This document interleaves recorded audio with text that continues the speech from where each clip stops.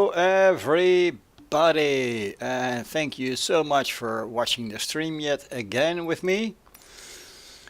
Now today we are, as you obviously already know, flying from Aleppo in Syria to Baghdad International in Iraq. So we are going to take the Delta 1 Juliet departure from runway 09, which basically means go straight ahead. So let's do that. Now, other than that, I have been making a few changes to the way the sound has been set up. So that is because last week, holy crap, look at this, we've got the wrong airplane. Last week we were talking about the sound, and apparently it was terrible. And let's get the correct airplane while we're talking about that. So I've been tweaking during the stream and doing that, exactly that. Sound did improve, which meant that people could hear me better and a little less background noises. Alright, aircraft selection, we need a G1000. There we go, that's the one we know and love. So that is what we're going to stay with. We're flying solo, no extra person in here. Here we go. Now, again, we're going from Aleppo to Baghdad. Hello? There we go. Now I know what you're thinking. You've been listening to this music more than long enough. I completely agree, and I should have noticed this. This is a Tango, not correct. We want the Delta 1J departure 09.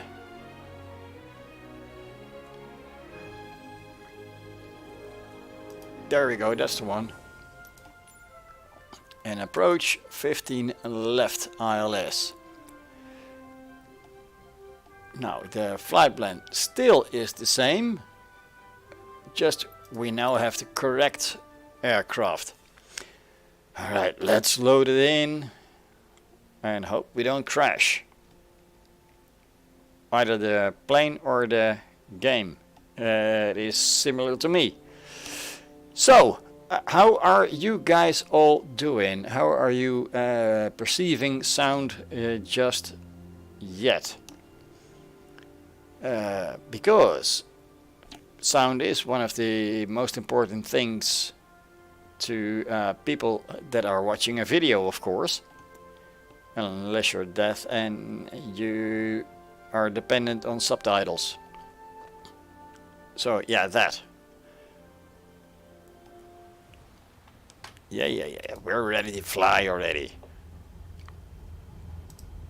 Oh shoot, I didn't park it at a proper parking space. So now I'm violating all the rules that we can think of. Let's set it up real quick.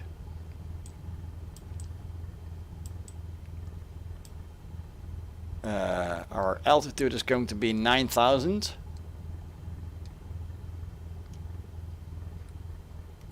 So let's punch that one in.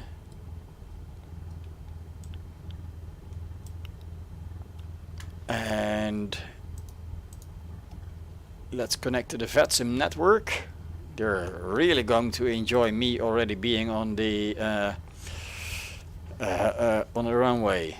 Luckily, doesn't seem to be any ATC online in our area. So let's gun it before they find out. Way to go, Bram. You really did a nice one today. Alright, let's go. Let's get into the air before they figure out. And in the far distance we see VatSim and we see Freddy Hap. Fans of the show, I appreciate you guys. So let's go.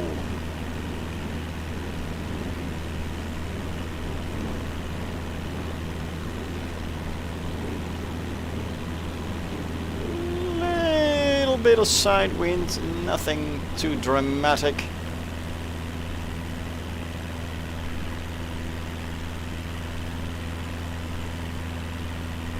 I'm still on the ground. Not sure where Freddy is at the moment.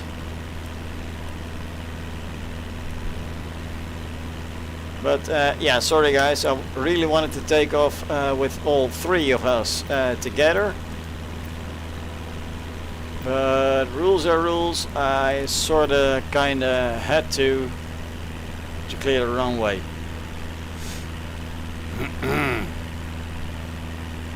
Come on, map. What do you mean stall? What do you mean stall? What do you mean stall? I'm not stalling. I don't want to stall.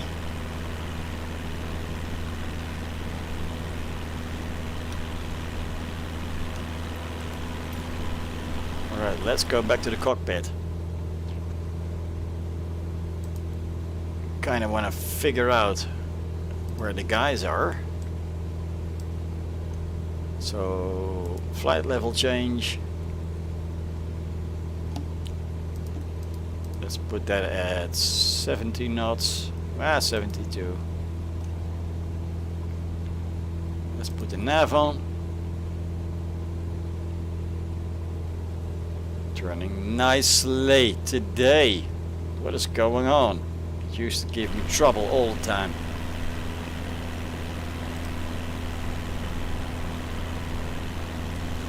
Let's have a look around. VatSim and Freddy are still at the airport, apparently. Well, no, Freddy is in the air.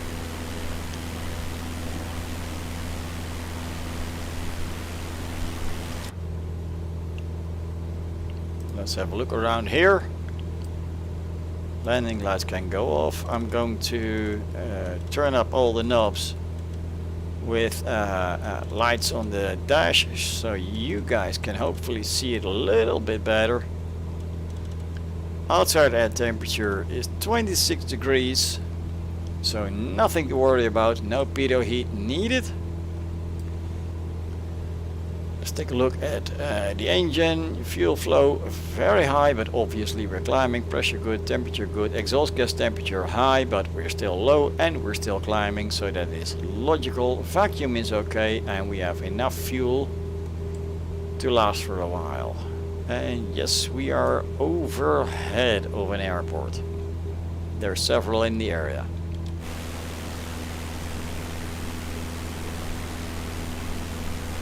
Toto and Freddy. How are things looking?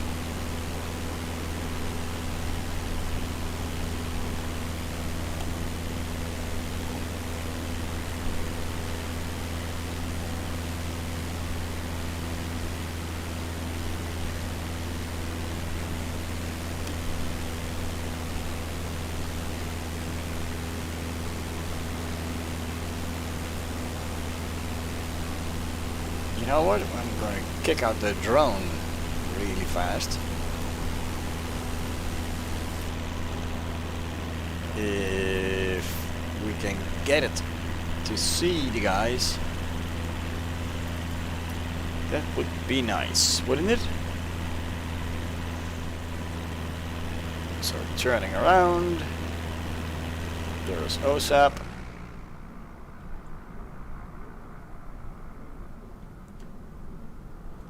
Freddy is in the air for sure. Oh. Oh, he is gaining fast.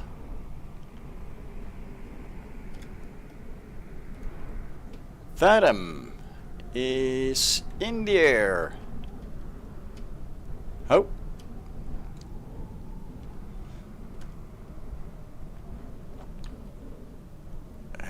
And he is climbing.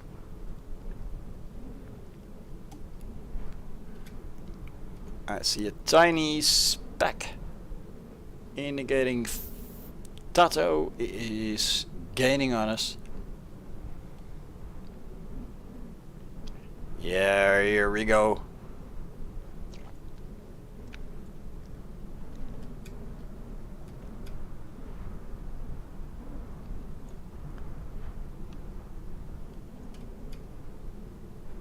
There we are. Dude, what are you flying?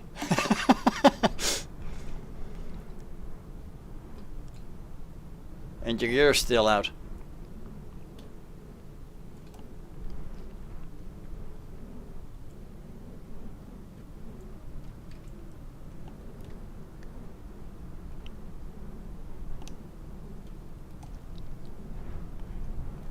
Let's go back ahead.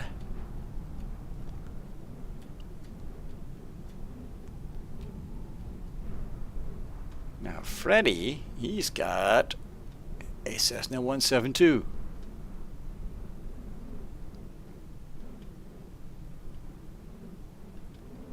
Climbing 4,000. Oh shoot. That reminded me. Are we still positively climbing?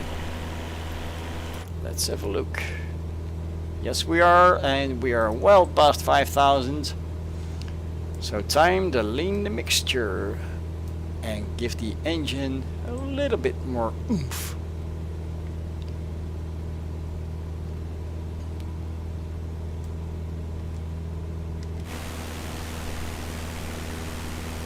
Both guys hot on my tail.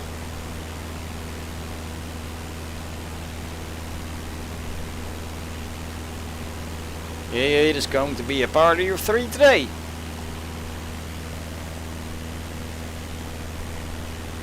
Now, I'm going to assume that Freddy and Tato can hear me. Not sure about anybody else, but what do you guys think of the sound tweakings that I did? Like lowering the engine volume a little bit and increasing the voice volume a little bit. What do you guys think? Is it anything resembling okay?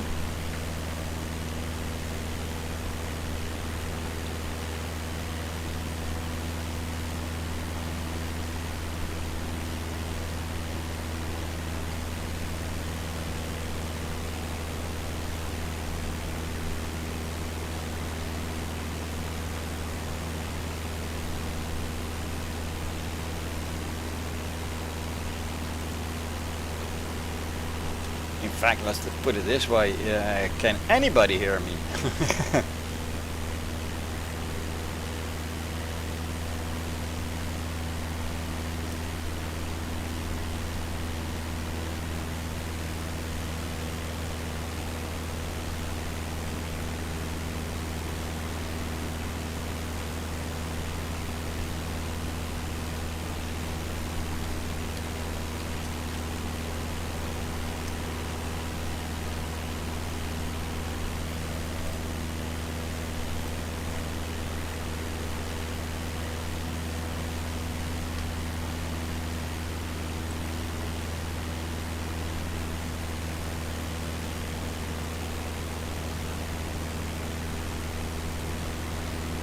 Now, let's pull up the chart here. So, we started at Aleppo. Wait, what? What do you mean no flight plan? I filed it. Let's file it again. File flight plan. And you can see I filed it before, right? But okay. Let's leave that. And oh, here we go, that went fast. So we're going from the Damascus FIR in Syria to the Baghdad North FIR in Iraq, and we have quite a while to go, which is good. when we look around, it is a great day for flying, isn't it? Even when Freddy Hap is passing right underneath us.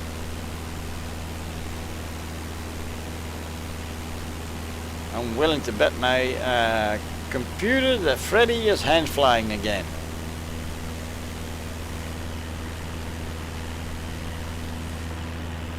Will you look at this lake? I would love to go boating out here. Catch a couple fish. Fry it.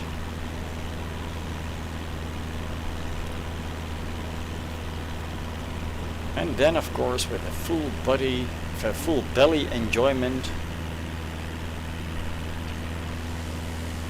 things would be awesome.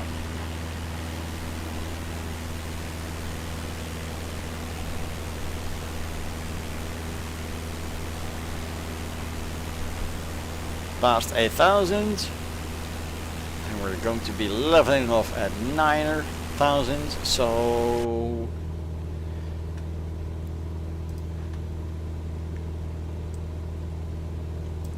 outside air temperature still 19 degrees. That is great. Transponder is set to 0717. Not sure if that is correct. Let's put that at 1200 because we're not in the United States and we don't have ATC online. Set it to on. Let's get it back. That'll do.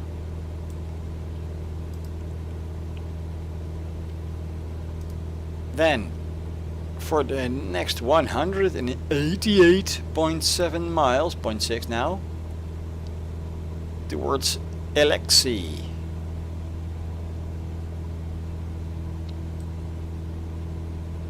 We should be good.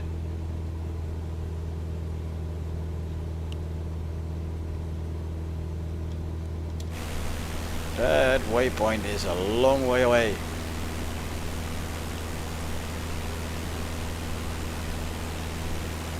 Here's Freddy approaching us. There's Tato in the distance. They're both climbing 6,000 and up. Approaching 7. I think if they keep stable like this, we are going to have a beautiful screenshot of 3 small aircraft flying in harmony.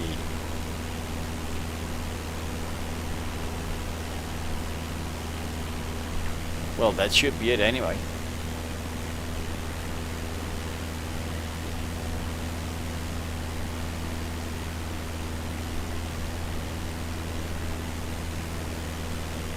And here we are leveling off.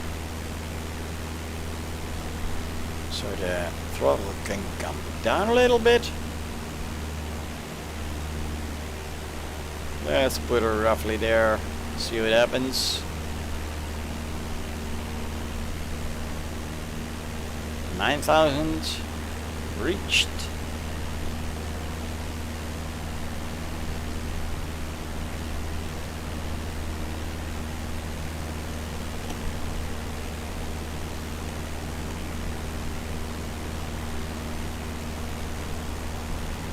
One thing I do notice is that this area is in some way the same as when we were back in Africa. There is nobody even close to being near to us on the VatSim network. So now we see nobody else flying here on the VatSim network. There's nothing going on. And again, same as with Africa, it is a shame that nobody is flying here. I mean, come on, look at the area. This is gorgeous. Looks like a holiday destination. There's plenty of sun, plenty of water, plenty of land.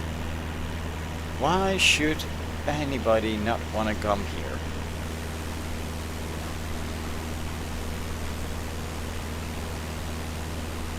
Well, except for me, Freddy and Tato.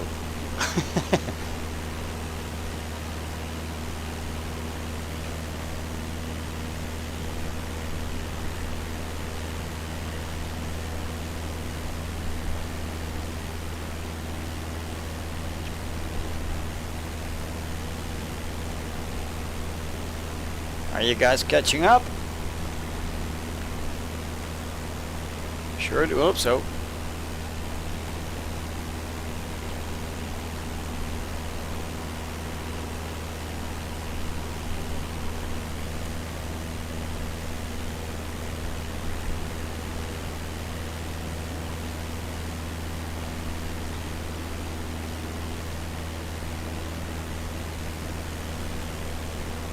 Oh, and by the way, viewers, with the aircraft that was selected earlier, obviously I could have flown the same route, same way, no problem whatsoever. Trouble, however, is that I want to keep a bit of consistency in the series, so using the same aircraft, because you can't just switch out one for the other mid-series, I think not. So that is why we reloaded in the beginning. Hope you don't mind, but I'm only human, so I kinda do make mistakes.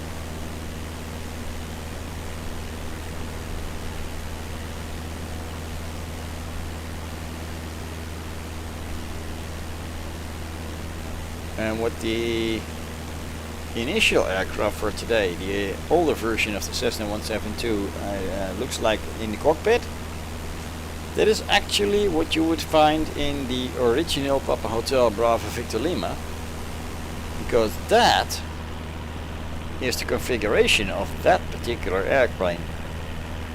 So I should be using that, but the first few episodes were filmed with this one, so I kinda kept it with this one. Now you know.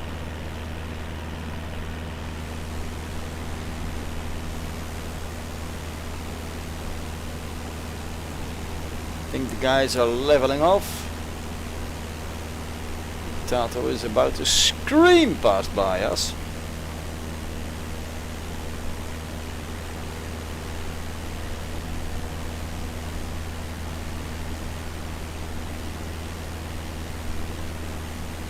Here he comes.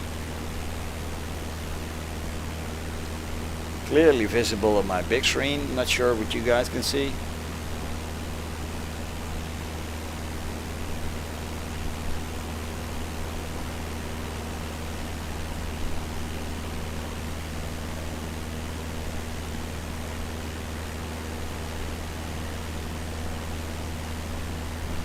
I'm gonna take a look at my right to my monitor.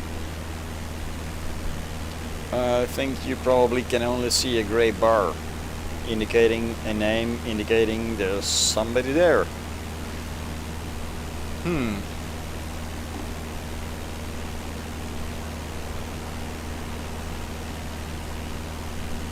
Hope they can all keep up. We're doing 105 true airspeed, 85 as actual airspeed.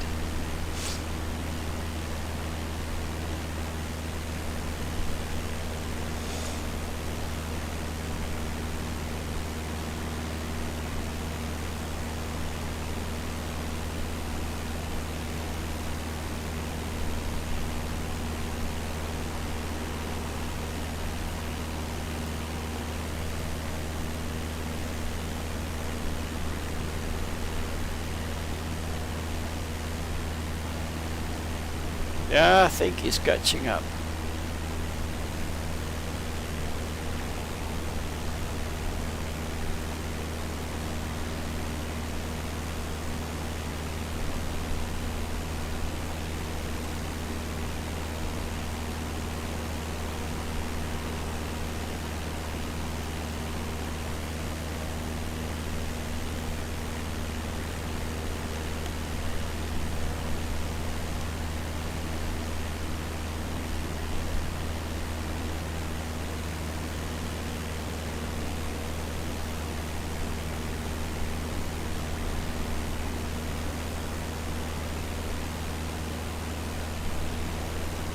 And I'm really sure that Freddy caught up as well. Drone time.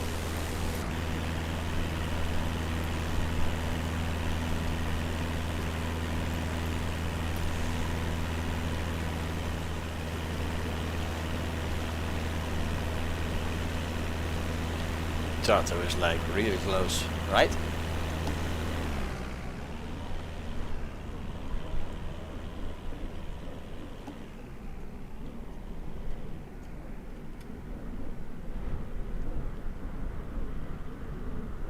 Tato, don't you have a aircraft that has retractable gear? Press the button G for golf. Or gear. Whatever. That is sure going to help you with efficiency.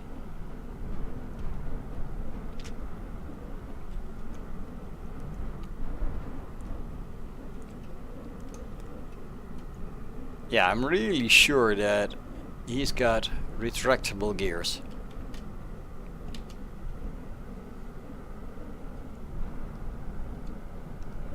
Oh, and one thing is quite important when you have retractable gears. Don't forget to put them out again just before landing.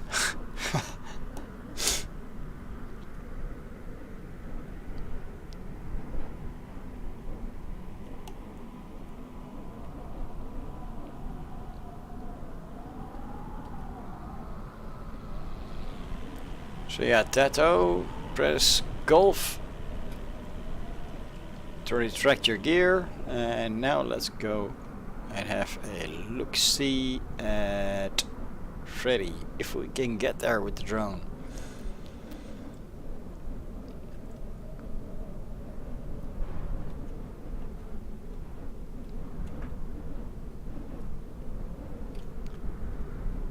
Pretty sure we can.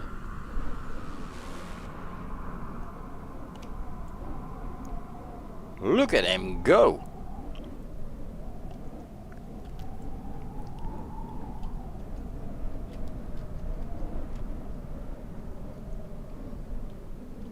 Guess he's trying to not get filmed? Is he dogfighting a drone? Or what is going on?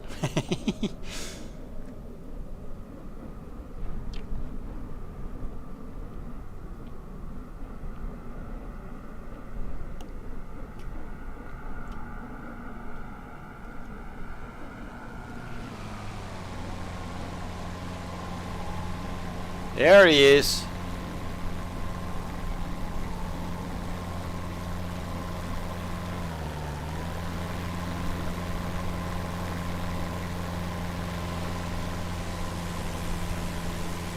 Tato in the distance.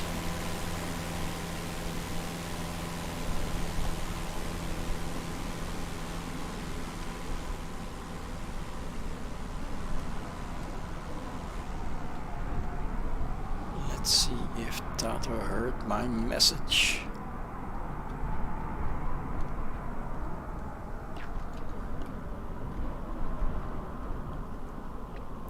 No, Tato did not hear my message.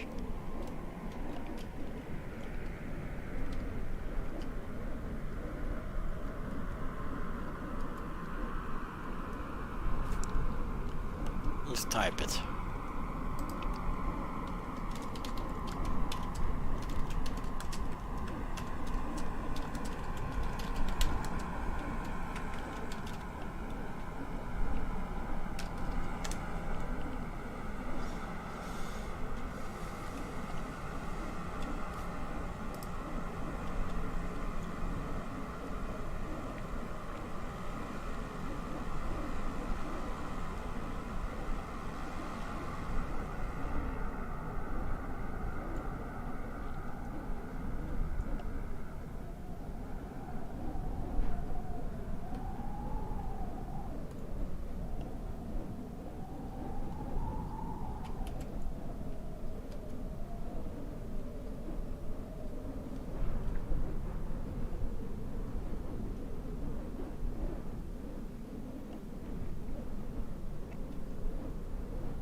Where is he going?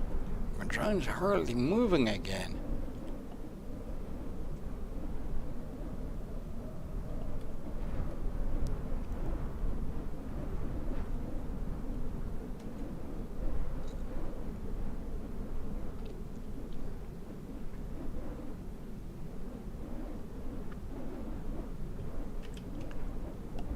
Thought it was on skids. The aircraft is not the one. Okay, so it got replaced somehow.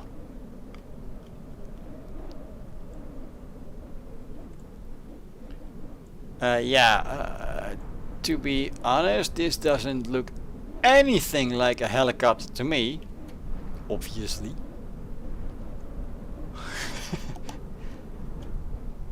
I'm wondering why you... Oh wait, your prop is not moving either.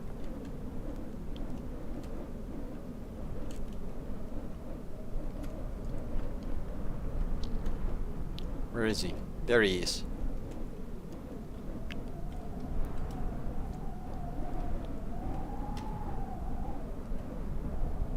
Ah, shoot. No, that is obviously a replacement. No prop movement. Gear stuck. No flappy thingy on the roof. Alright, not sure why it is happening or how it is happening, but let's go back to our own aircraft. Somebody has to. And let's go check inside of the cockpit.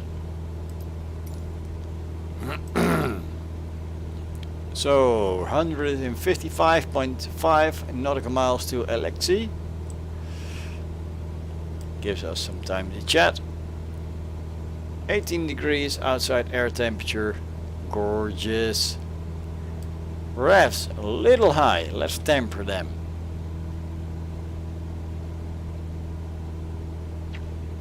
But only just slightly.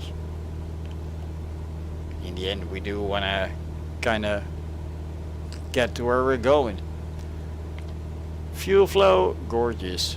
Pressure, good. Temperature, good. Exhaust gas temperature, as expected. Vacuum, brilliant in the green. Fuel to last a few lifetimes. I am happy today, folks.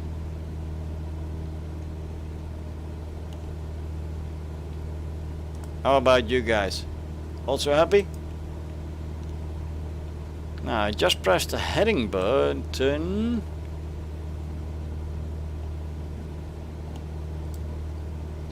Heading button that kind of puts the heading bug in the north, and we can see the magenta line being left of that.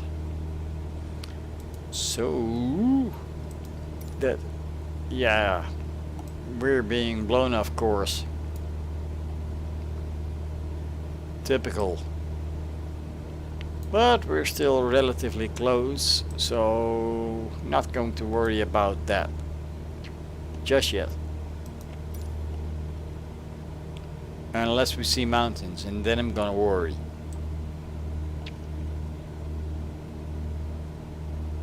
Freddie Hepburn says sound is good. Well, thank you, Freddie.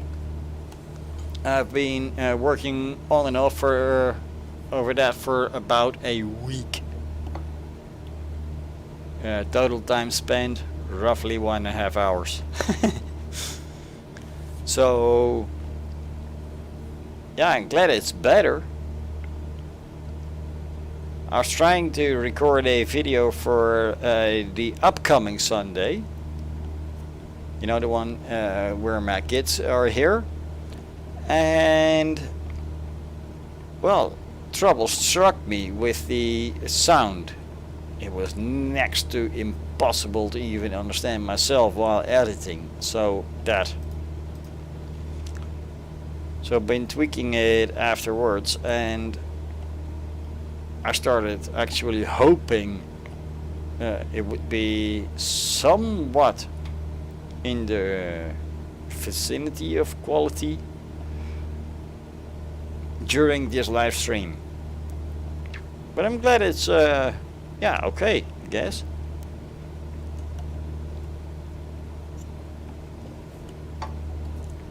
And up until now, my computer is actually behaving as well. Pretty amazing, ain't it?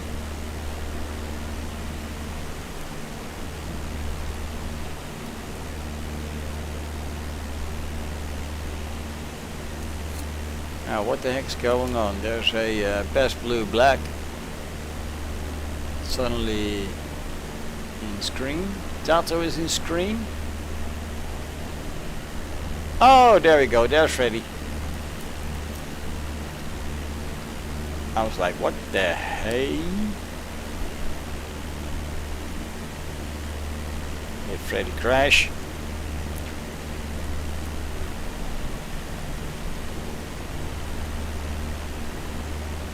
No, Freddy did not crash.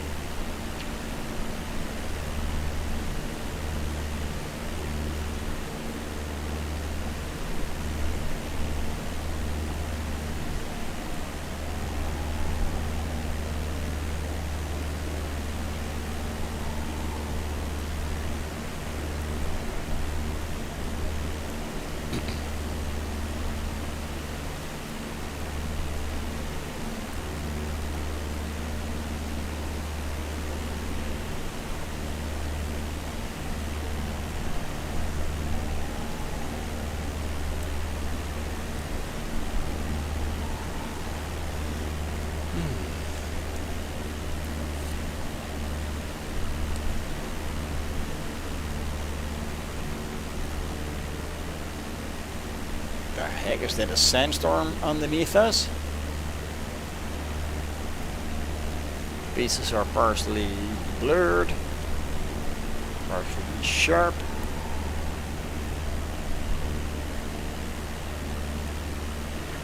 Obviously not going down to check because that'll ruin my engine. That is quite an abrupt breach in scenery.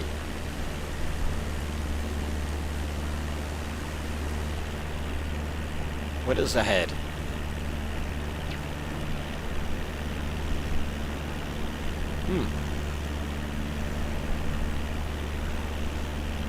Water, desert, and greens.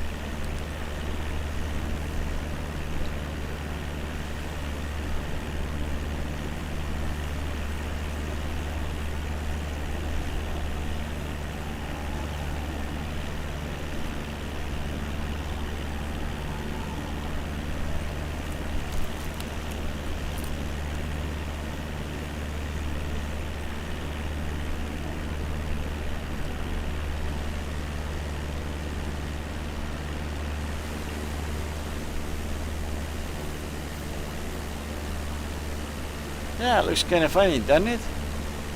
This here whole area on the ground is a bit blurry, as if it is a sandstorm. Oh, I know. That's Tato's freaking helicopter.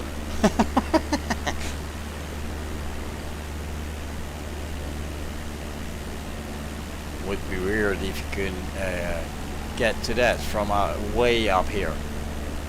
Anyway, folks, I'll be back in just a few minutes. Going to try and prevent nicotine deprivation, so be back in the flash.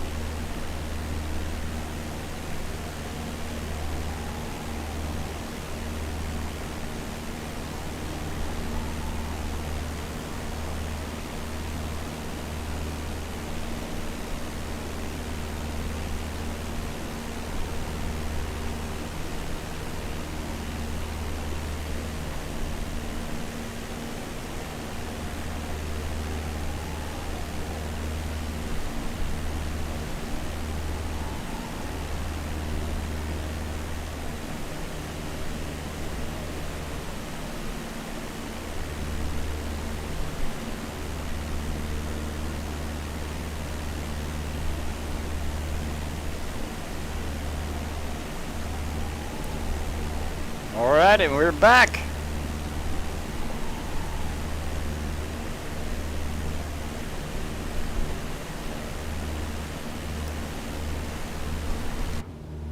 Let's have a bit of cockpit view.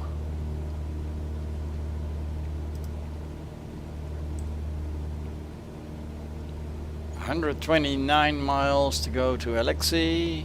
Outside still 19 degrees. Engine revs a little low. Let's give them a little bit more.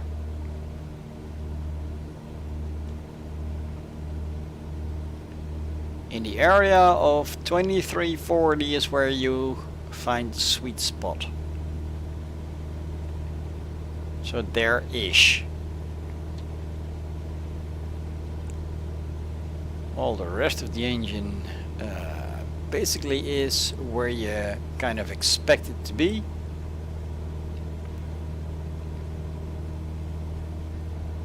And we can see by the magenta arrow that we are still on course, but kind of flying sideways.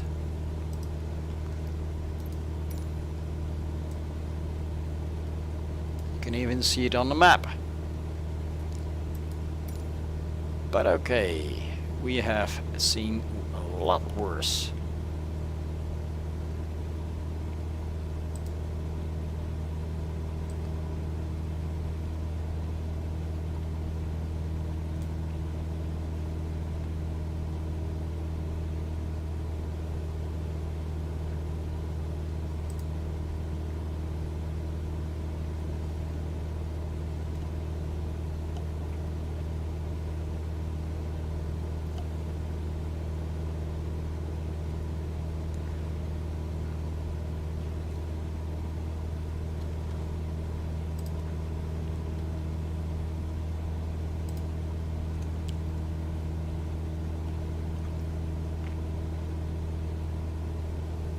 Yeah, and as you can see, that is me. Got my headphones on, with obviously the retractable microphone. This has been requested in previous video, in which all kinds of stuff went really wrong, and we had to restart 3 times. Good lord. So yeah, I was not really planning on firing up the webcam back then, but yeah, here it is. It's me. Only it's flipped left to right. So yeah.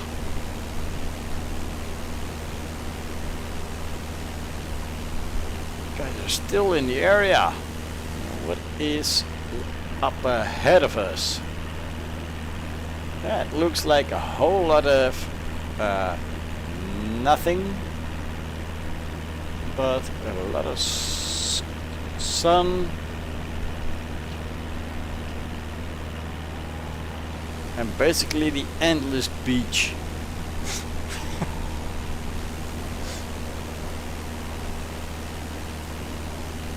And yeah, while you guys are situated on that monitor, that is the one that I use to check out the comments and VatSpy and VatSim, everything, and I control OBS from here. So when I click here on this monitor, of course, text starts appearing. And when I'm facing this direction, I'm looking at the main screen. Now each of those screens, they have a dedicated graphics card, which is really handy on a low spec computer. This one right here is running on the graphics card of the computer itself, situated on the motherboard. The other one has a dedicated card, which I bought as an extra, and I managed to separate those in the BIOS, aka separating the sources that it uses and making sure that basically things start to function. Yeah, that's it.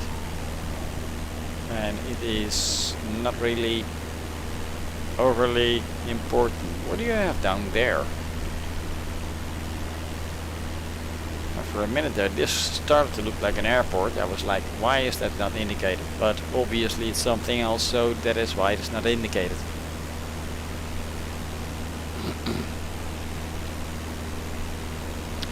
Oh, and for those that wonder, when I set up these flights, I do that way early, way before the stream even starts. And I'm also taking notes, like where are we going, how are things going, well, you name it. And should ATC come online and give me, for example, a different altitude, well, obviously I'm writing that down. If they give me a different frequency, I'm writing that down. If they give me a different approach, I'll write it down. So that is a whole lot of what I'm doing while you're basically watching a consistent bit of screen. Then obviously I got my yoke, and the yoke, the head switch lets me look around. I got a whole bunch of other gimmicks that let me do stuff on various aircraft, of course. Yeah, what else is there? I've got a mouse to look around with.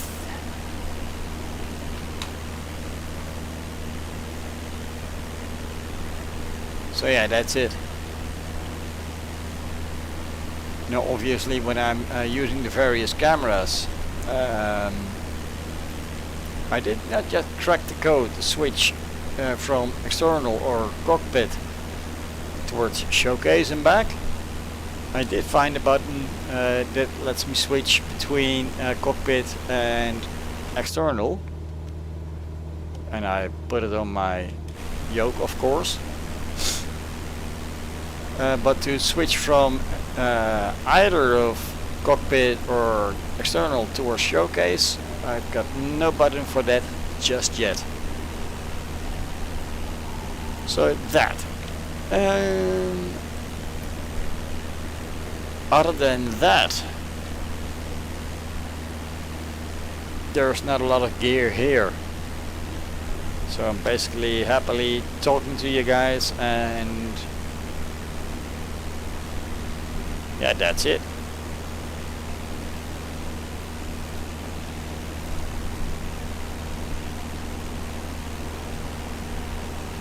Let's catch up on the respondees. Access hi mouse. In 2020, make it stop says, a very cool idea. How do you choose the routes for this, or do you just pick your own destinations as you go? No, I do not. This is a route that has been picked out by a guy on Reddit, and he made a Excel sheet. What he done, basically, he gave us just the starting points, the distance, and that goes a long way. So what I did, I took whatever he created and started building from there. So what you see right here, I made it a little bit nicer looking,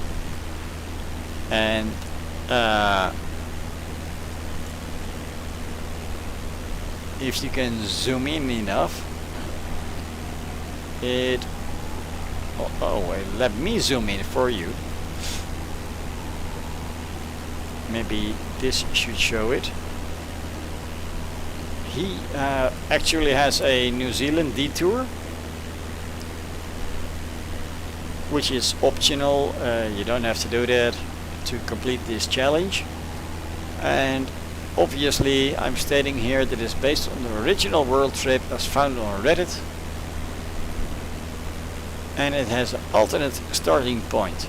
Now, how is that working out? Well, the alternate starting point by the guy in the Reddit series, he started out in the United States. I was not planning on doing that, so basically I made it start in London City Airport, because that's the closest to my home airport. So in the first video you see me flying from Groningen to London City towards the starting point that I chose, and we have been going on ever since. And right now we are doing Aleppo to Baghdad. So that is where I found the entire route, and that is what we're following. So the next destinations are already known, all the way up until the end. So after Baghdad we're going to Mehrabad, Ashgabat, Tashkent, Jining, Urumqi, Dunhuang, Langzhou, Chengdu. I'm not going to even attempt this name. Then Suvarnabhumi Airport, Penang, Singapore, Sukarno, Ngurah, El Tari Kupang, Halls Creek, Ayers Rock, which is obviously Australia already, Port Augusta, Melbourne, Sydney, Brisbane, Hamilton, Cairns, Jackson, Sentai, and so all the way via Hoona. Well, by the time you get there, it's already Canada, Seattle. So that is all west coast of the United States. Then we're going to go down to Tucumán, El Alto, which is a really difficult one, this airport right here, because it has a crazy altitude right next to the absolute limit of what the Cessna 172 will do for you.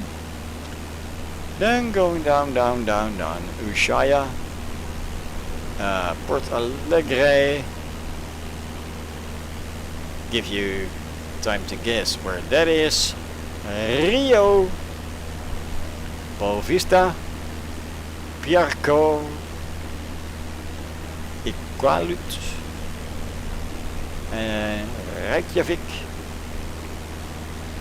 And by this time we obviously have already left the United States again, because Reykjavik, that is Iceland. Then Stornoway, and we're finishing off in London City Airport. So, what does this mean for this trip?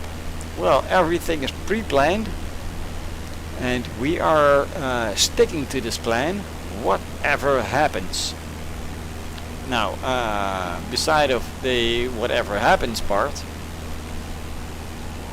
we really need this plan, because there's obviously a lot to plan. There's only so far a Cessna 172 will go. And 2020 makes up says, thanks for the info, now I understand the approach you're taking. Well, yeah, you're very welcome, sir. And let me take a... Oh, it's already up there. I was going to activate the please consider subscribing thingy, but let's deactivate it right now. You must have been watching that long enough.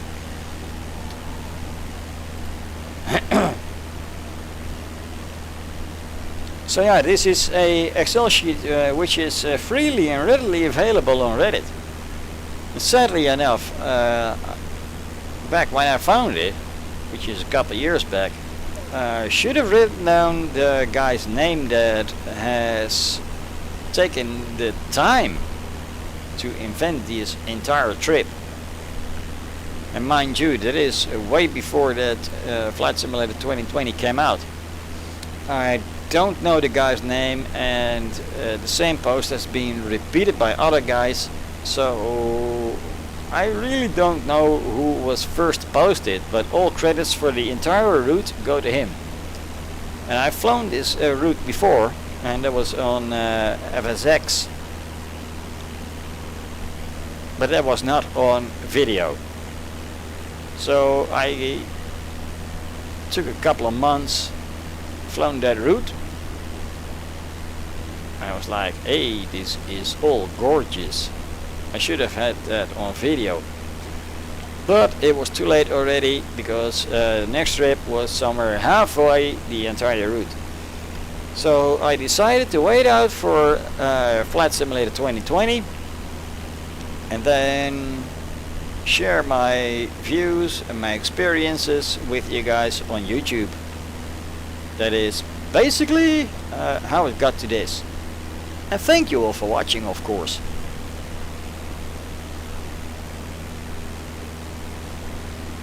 Now, update on Freddy Hub and Tato. They're still hot on my tail. How are you guys doing? Seems to me that you're both really stable, enjoying yourself. And let's see ahead what is going on. There is not a lot going on. Let's have a look in the cockpit, because right now, yes, we're in the double digits, 92 miles, 92.7 towards the first waypoint LXC. So let's move the map a little bit. Obviously I can make it move by itself, but nah, why bother? Let's make it nice.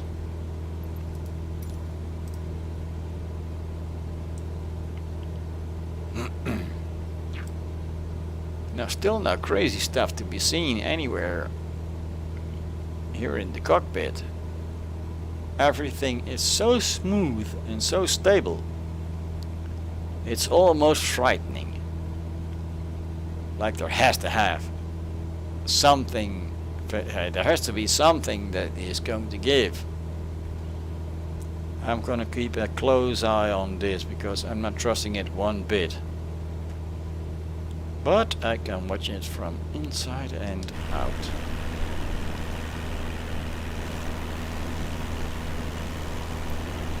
It is a lot of solitude out there.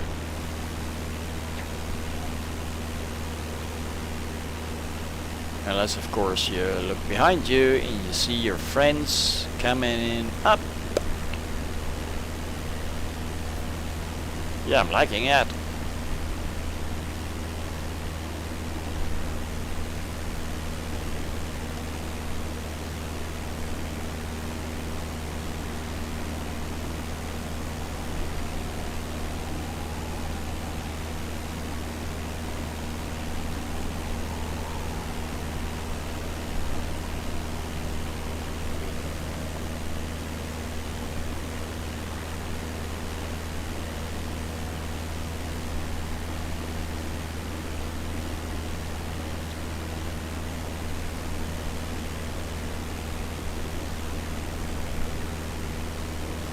By the way, viewers, consider this. When Tato first joined, he was all over the place, shooting from left to right. When Freddy appeared in the videos, he was shooting from left to right. None of them could keep their aircraft stable. And right now, this should or could be a true painting. They're so stable. Congratulations to you all, guys. You're doing a grand job.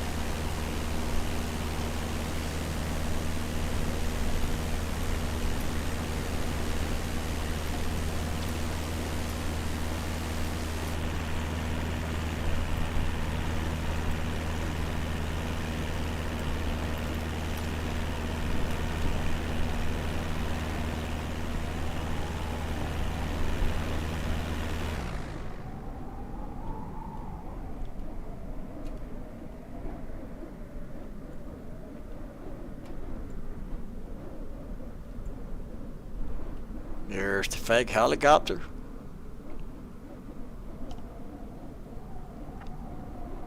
Freddy says it's down to my tutorials. I sort of doubt it. I think you have been practicing a lot as well, Mr. Freddy.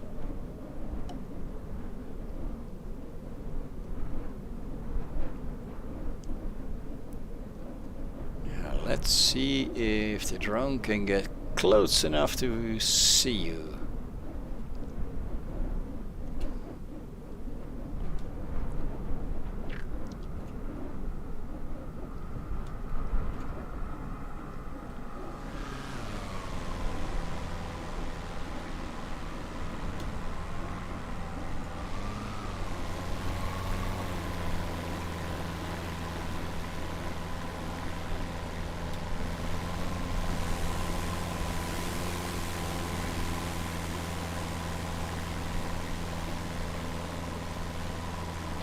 I think you're catching up because the drone has the same speed as my aircraft. But you are running away.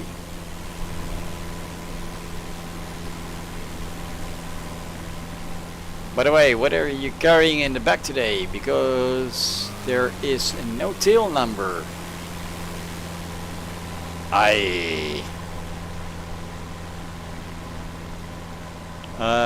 Can I remind you, you do not want to smuggle drugs into Baghdad. If they get you, well, basically you're going to be well,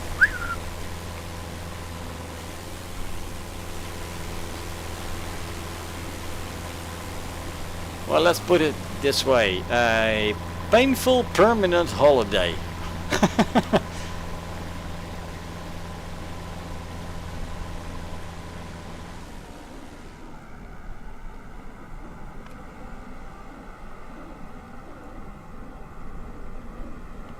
Oh boy.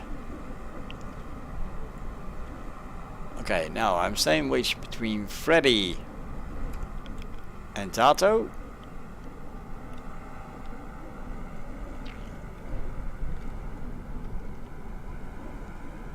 Freddy's tail number is on his screen.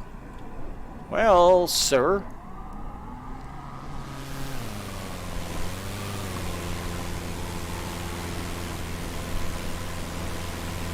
Not on this one.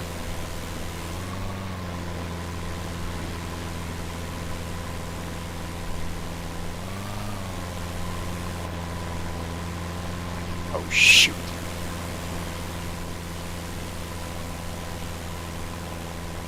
How is that? Freddy, tail number, you have to punch it in twice.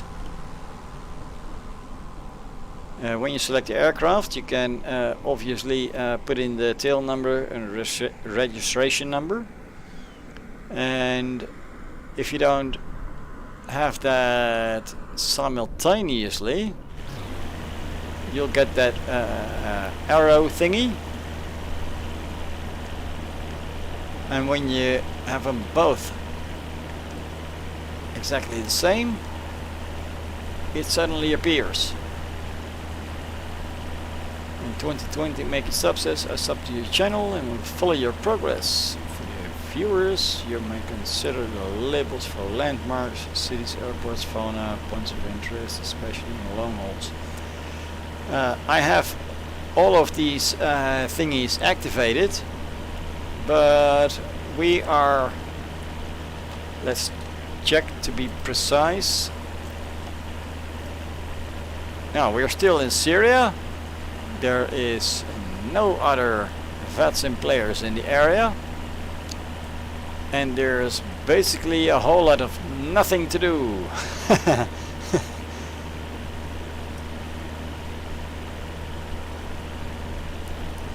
So yeah, that. Now I'm pretty sure that when we get closer to larger cities like Baghdad, obviously we're going to see a lot more stuff going on. And Freddy asks, where do I do that? Well, Freddy, that is in aircraft selection. You have the options of weight and balance, where you can fuel up and stuff like that, but also registration. That is 1 or 2 tabs below on the left side, and then you can fill in all the information about the aircraft that you want happening on screen. So yeah, that. Let's have another look inside. Ferry says, got you, thanks. Well, thank you for flying with us.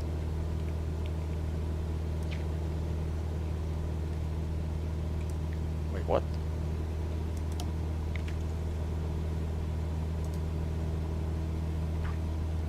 We have gone up a couple revs.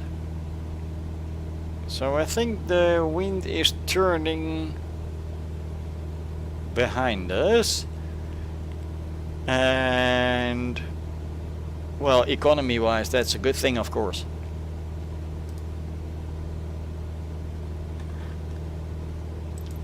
Check the map. Yeah, it doesn't seem we have that much crosswind anymore.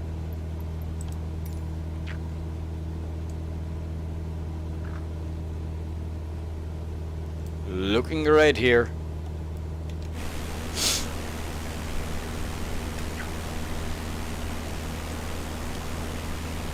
What is up ahead? Has anything changed? Well, we got a few dark spots.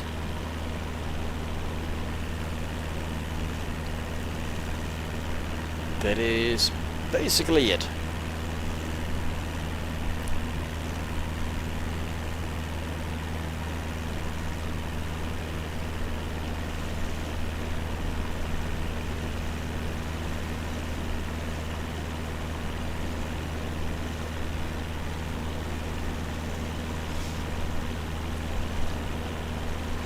Let's keep looking for other aircraft in the area. There's not a lot to see. Compare that to other regions of the world, if you please. Southern Europe, that is a ant's nest.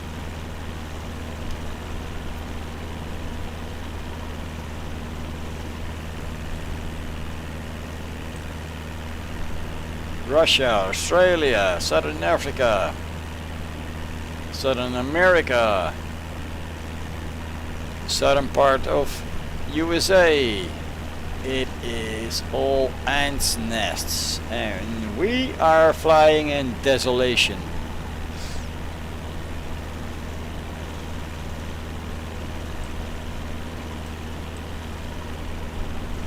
Where are we again?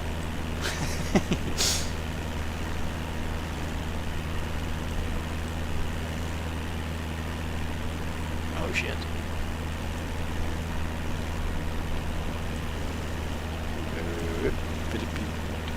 This area somewhere. I'm thinking. Apparently I shouldn't be thinking.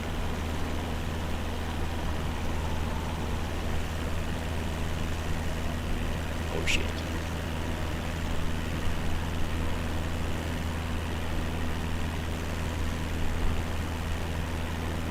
Oh, here we go. Straight in center.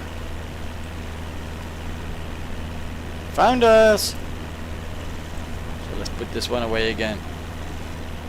Good grief. Learn some topography or something.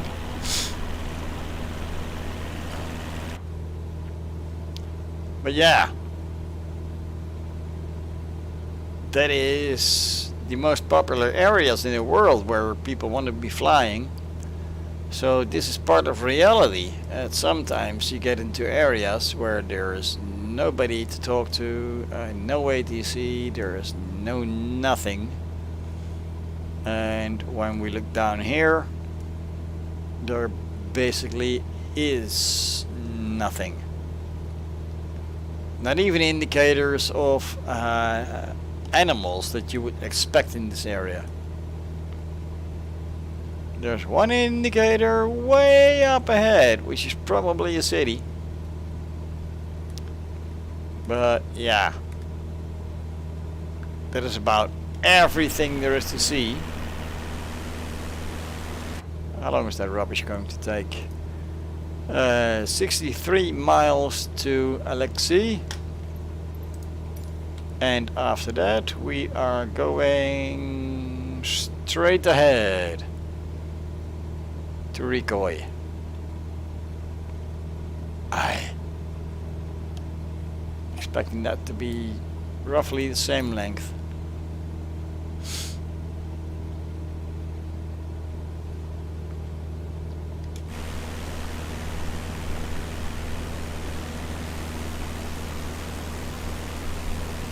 Now that indicator that we have to our left, there is Zor. Well, it doesn't ring a bell to me, and not sure why it is an indicator. It's probably some tourist attraction, terrorist school, something, I don't know.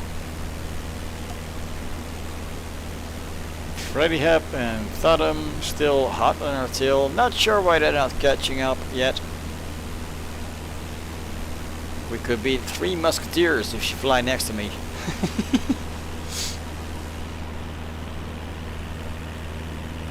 That is kind of hard, by the way. Keeping the exact same speed as a aircraft that is next to you.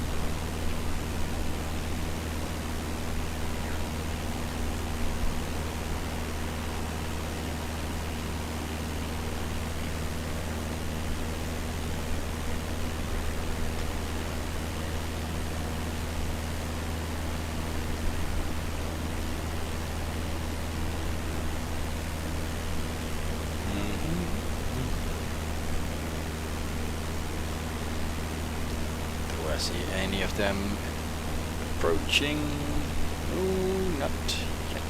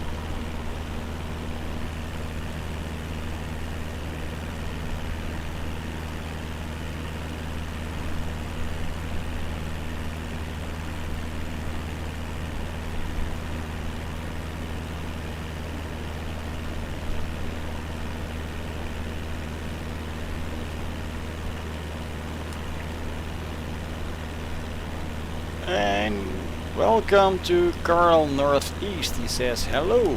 Hello to you too, Carl. He says, on a trip like this you will have adventures, getting fuel, setting camp, getting unbugged. It should be fun. Well, Carl, getting unbugged, not really, because we aim for the airports, of course. And the airports, well, that is a pre-mapped route. And again, that is by a guy from Reddit who mapped that out years ago, many years.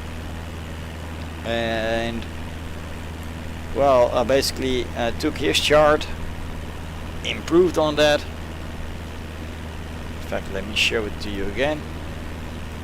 Here we go. There we go. Current route and all the destinations that we still get to go to. So that is a lot of mileage. Yeah, so we're not basically fueling up in the morning in the middle of nowhere, taking off and flying just anywhere. Now what we're doing is a preset route, and that is why you can read in the description already. It is roughly 130 flights. And why it is roughly 130 flights, that is easy. There were some really short flights, and well, I just posted a poll. I do that often, and a couple of weeks back I posted a poll about skipping an airport, just overfly it and continue to the next one, because that was a really short flight. So that but it is going to be over 100 flights nonetheless. There is absolutely no chance that you can skip too many airports, or I'll run out of fuel and then I either have to cheat, which is frowned upon, or I have to restart the entire leg, which basically just costs time. Let's see how our buddies are doing.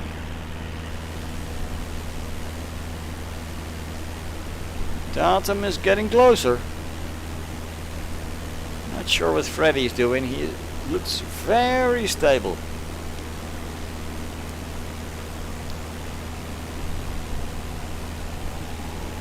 By the way, folks, if you just joined us,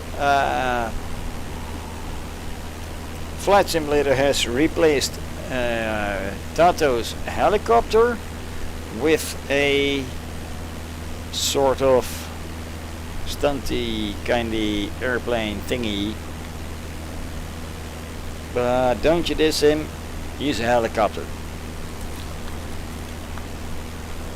By the way, for a helicopter, he's doing a great job keeping up with the Cessna 172 doing 110 knots. Right?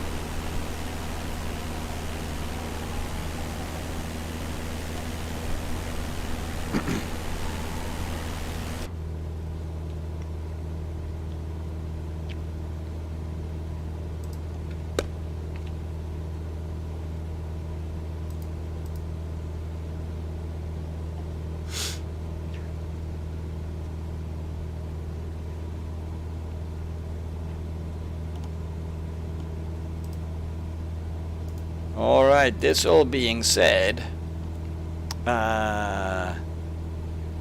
we are still in Syria, but we are approaching the Iraqi border, meaning we still got a while to go, which basically means I get to take the time off and head outside to prevent some nicotine deprivation, and I will be right back, folks.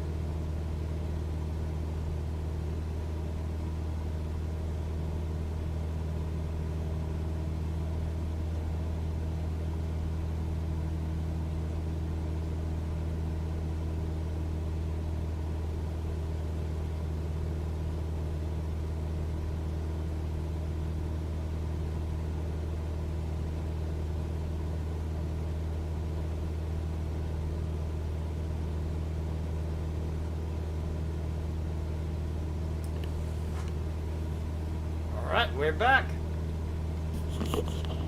We're back. And Carl Northeast says less light is another factor on long flights. Well, Carl, luckily we're videotaping this, so I have kept one cheater on, meaning that we can adjust time if needed. As you can see, it is now 10:53 local. So if things really start to get bad and we can't see anything anymore, basically making for the most boring video ever, I can adjust time. Then he says, lol, floating outside of the Cessna to have smoke. I love it. Well, yeah, smoking on the job site is prohibited here in the Netherlands, so let's not do that. And then he continues, one day starship captains will do the same thing. You have the bridge, number one. I'm going outside for a smoke. Well, I doubt that starship captains will do that, because if they step out, they won't have terra firma. They will have a problem floating out in, well, space. I doubt that it is what they really want to achieve. Let's see what is going on out here. Thought I was falling behind. Freddy is still stable.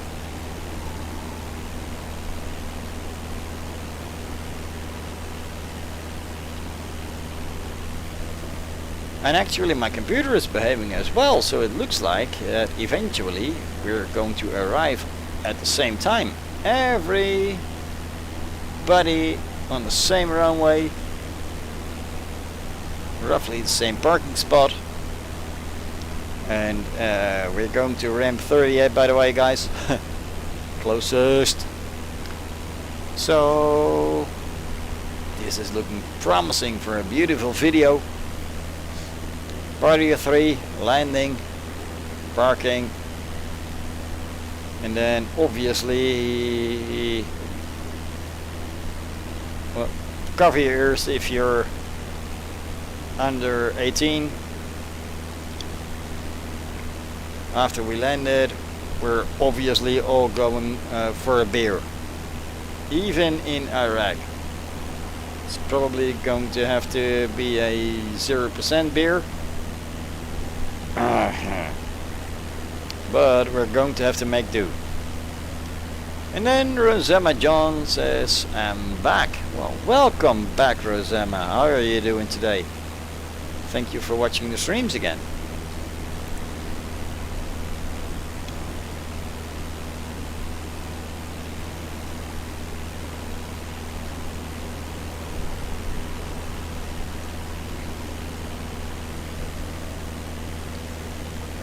Like this area is a little bit more populated.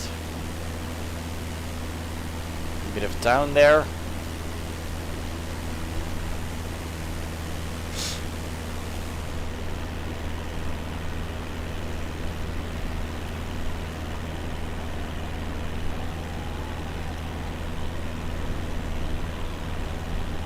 I can see why. There's a river and water means life, so obviously people start living here.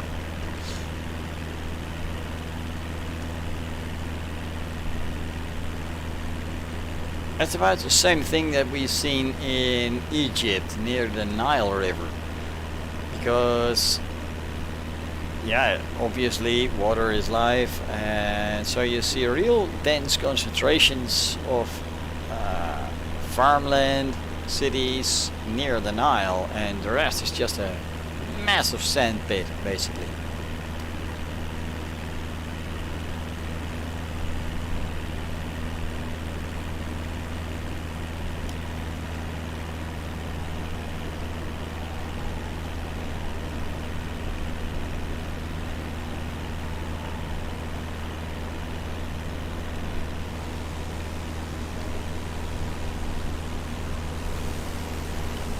Oh, and by the way, folks, I have been thinking about next week, because then obviously I got my kids here and I will not be able to come online live.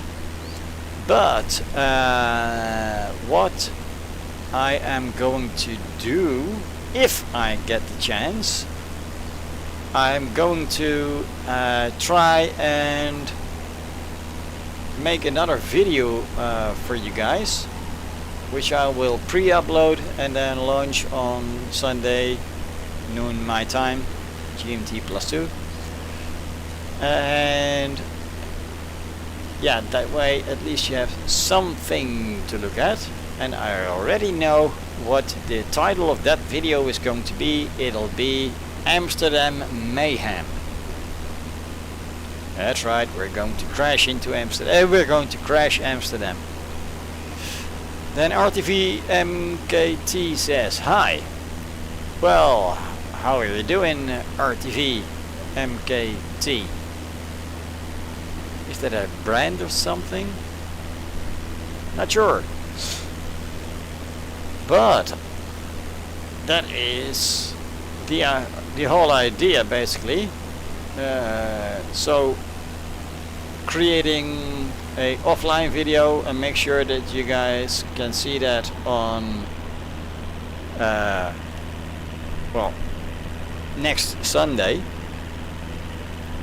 because there's no way I will be uploading, because contrary to popular belief, my kids are slightly more important than going live on YouTube, because I only get to see him once a year, and it is next weekend. So yeah, that.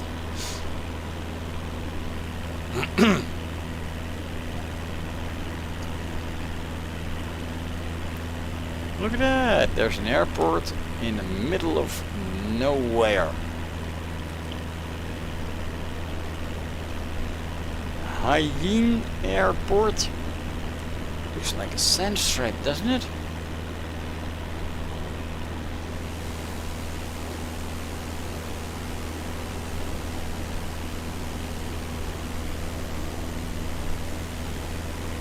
Guys are still happily following.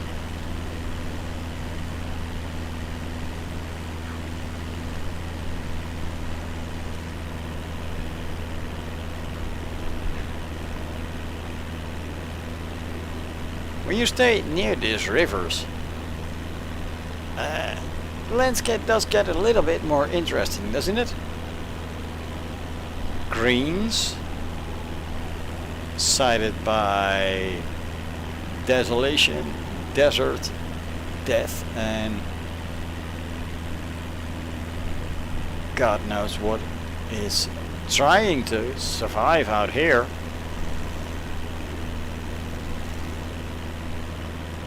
Really doubting a lot will survive here.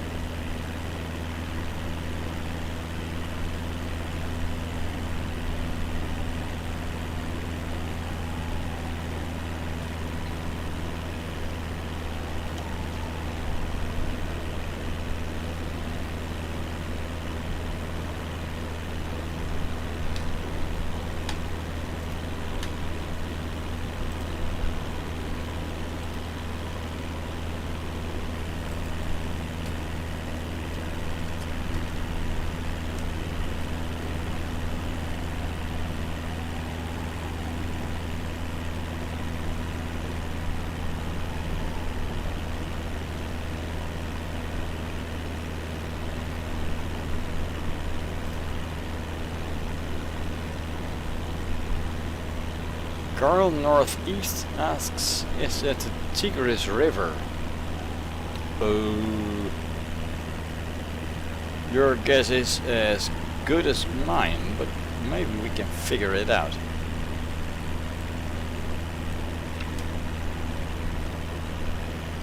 We are near the Syrian border, of course.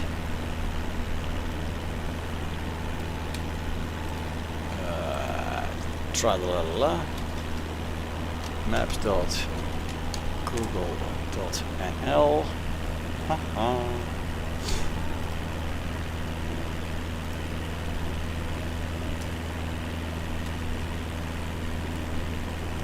Syria.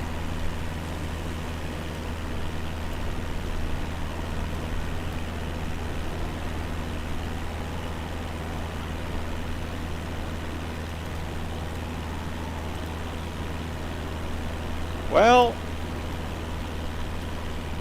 it is not really showing a lot. Euphrates River. It's the Euphrates.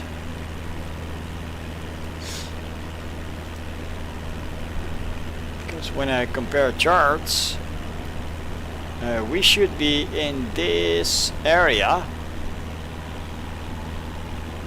So it should be Euphrates.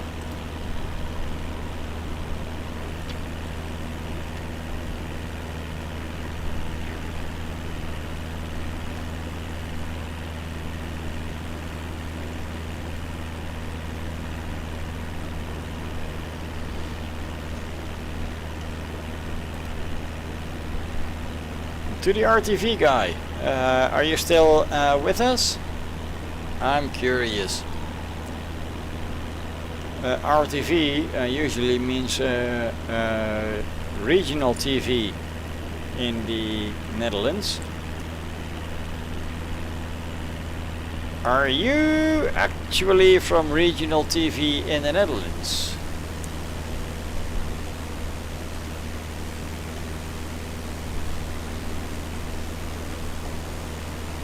And there's somebody near us. On. By the way, there is also ATC online in Ankara.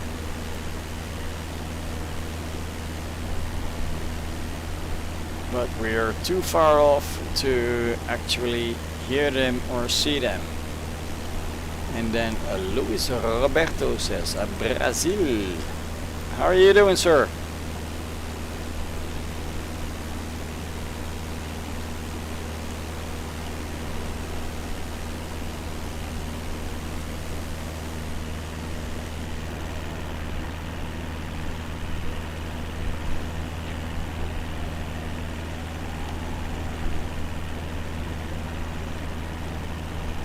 Carl says, well, that'll lead you into the Gulf. Well, not exactly, sir, because today we are obviously going to Baghdad, and the Gulf is a long way away. And if I'm not mistaken, one of the next flights is going to take us into Iran, then go to Pakistan, that one for sure, India,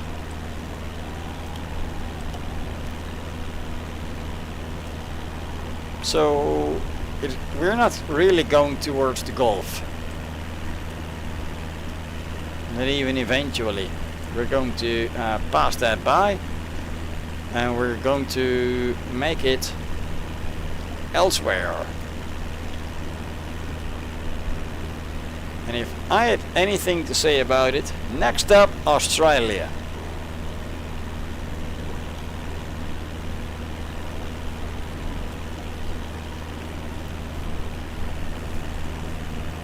Talking about interesting routes there, Carl. When we get to Australia,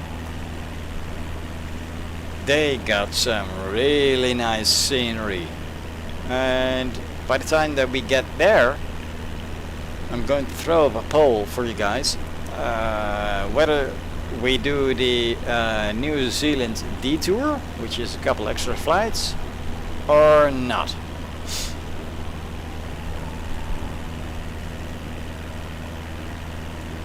And when we're done with Australia, we're going up back north towards the Arctic, then the west coast of the United States to the southernmost tip of the South Americas, come up the east coast, go back up to the Arctics, across to Greenland, and back to Europe. And I agree, New Zealand is gorgeous. But I'm gonna pull up the charts again and make the letters a little bit larger so you can actually see. This is the route that we're doing. Now roughly here we are in Australia, of course. Sydney, Brisbane, Hamilton, Cairns, Jackson. That is a lot of flying to do, as you can see in the distances. But by the time we get there, I will throw at the poll. Are we doing New Zealand or are we not?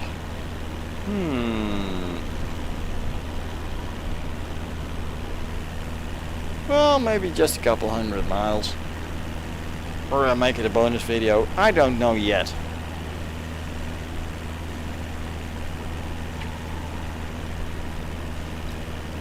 The New Zealand detour is originally roughly 6 flights. So, yeah, we're not sure yet. But we'll figure it out. And by the way, you guys decide. Pacific Island hopping.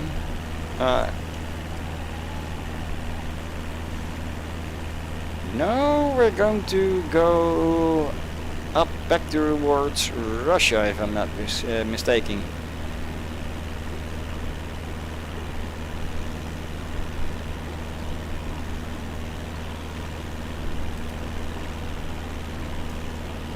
Let's see. Pay attention, smart guys. So after Jackson, Santani, Domain Edward, Sultan Babula, Francisco Bengoy, Hiroshima. Yep, we're going to go Pacific. Haneda, Sapporo, Nogliki, Petropavlovsk, Kamchatsky, yeah, that is Russia. Casco Cove, Coast Guard Station, that is in the middle of nowhere. Adak, Cold Bay, that is already really cold. Ted Stevens. And Hoona, well, Hoona, I do believe is in Canada. So, yeah, that. And Carl says you come nowhere near the southwest of Western Australia. That's okay. We're used to being left out, too remote and scary for pilots. Okay. Challenge accepted. Where are we not going? And I'm scared to pull up the Google Earth project thingy, because I do think that we are touching most of the western part.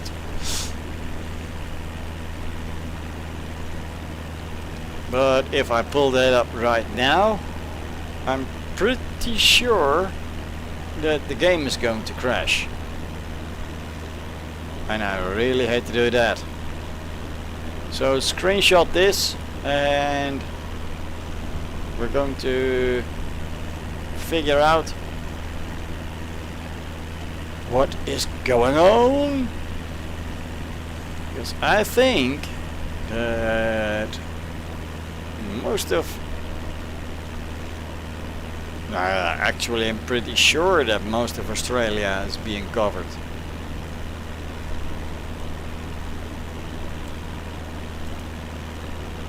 And if it's not covered, subscribe and I'll fly there for you.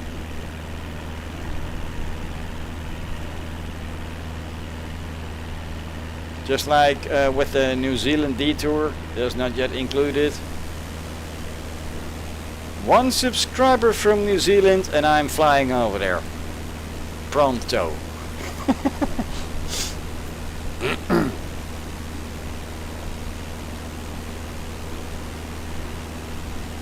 It seems that Concorde is still right there.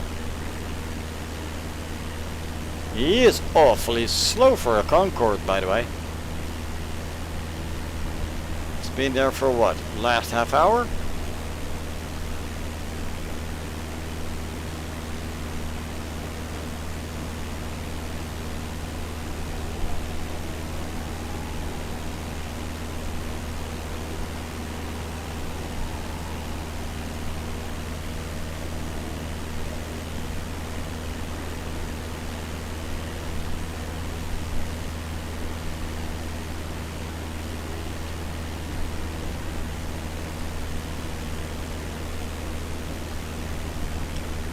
By the way, in the poll, 86% of you guys have already said yes please towards tracking videos.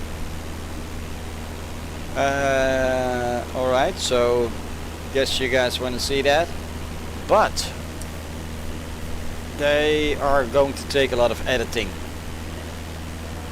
Like taking out people interactions, like taking out a lot of other stuff. It'll take a while, but I'll make sure that they are coming. I'm going to end the poll now.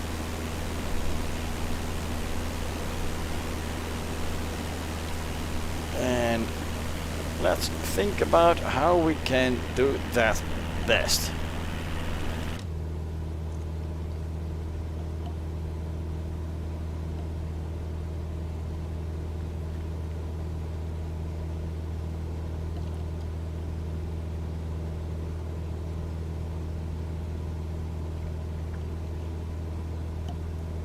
By the way, it only got 7 votes. I thought more people would have voted. But okay, that. Nevertheless, let's continue the flight. How are we looking? Come on, I clicked it. Way past Alexei. The new waypoint.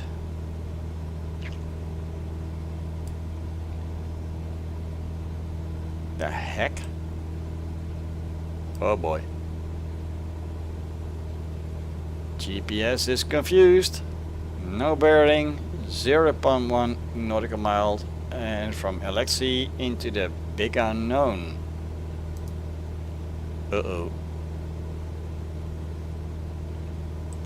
The arrow is also pointing backwards. That is a massive no-no.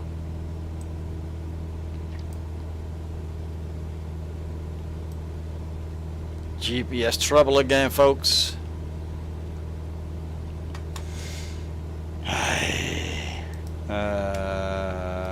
Right, let's figure this out.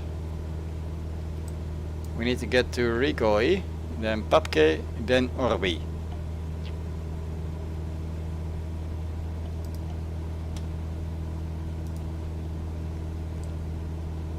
Alright. Start to solve this. Rikoi. Activate.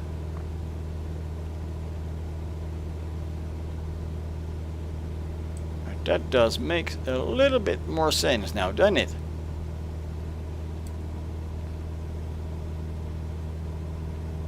Rikoi is, well, roughly 150 nautical miles away.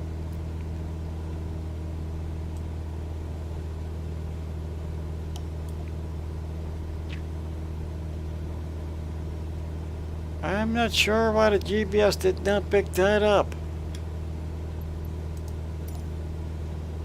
But I sure am glad that I picked it up before stuff went completely haywire.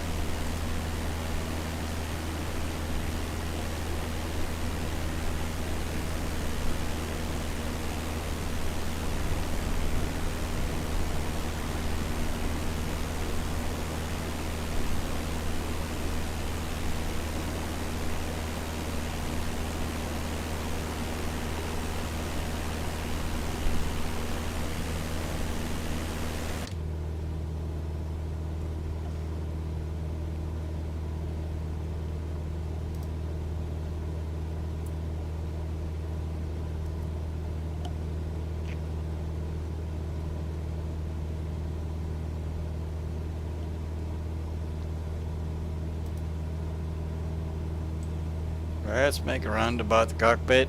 Still 19 degrees out there. Nothing ever changes. Doing 107 true airspeed. Engine is behaving. We have a countdown on the distance. We got our bearing back. So guessing there's not going to be any crises today.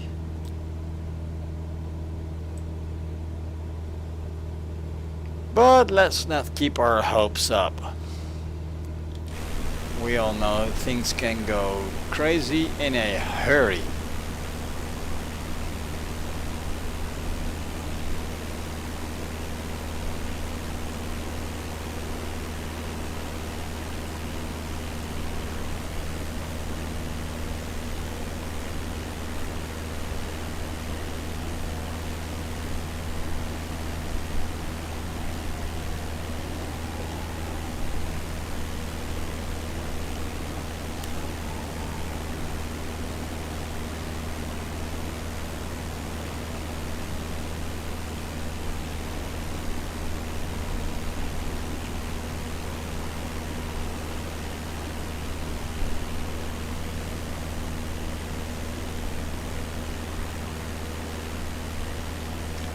Now, as Freddy is still so stable, I'm going to assume that he is flying autopilot as well. Freddy, make sure that you're going to the correct waypoint and that everything is being filled in. So basically that you are going to recoil bearing 110. Distance should be roughly the same for you, like 141. 0.6 for me, and make sure you get roughly the same readings, because if you don't, you may get off course.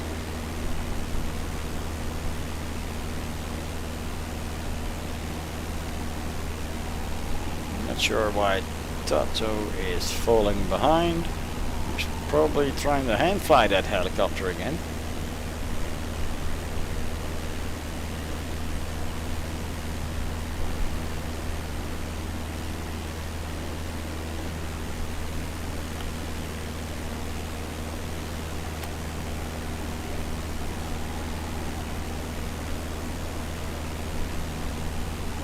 No way, no fucking way. 2 Cessna 172s and a helicopter just shook off a Concorde. He just vanished it.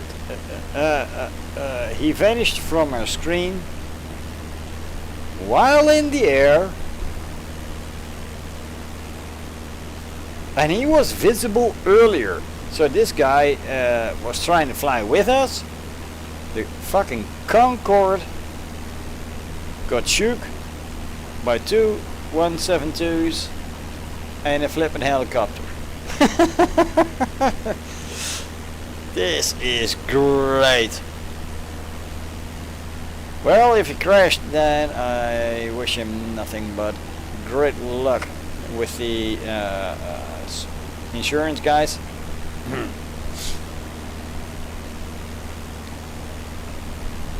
But I think he... Nah, I think he just quit.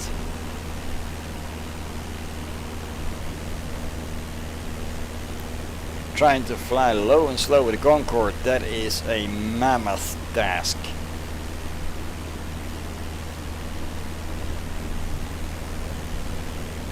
Basically the category stuff you do not want to do.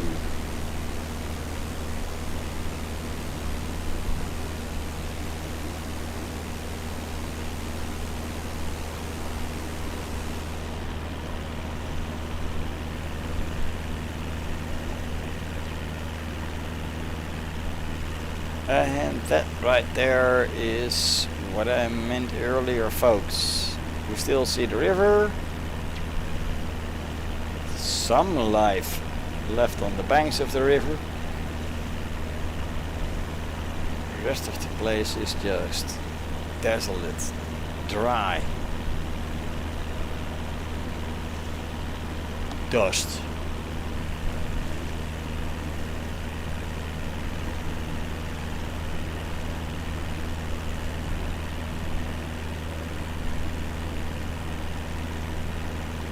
Give these guys a bunch of hoovers and they can try to get rid of the dust, but it is so much, not even the Hoover Dam can stop it.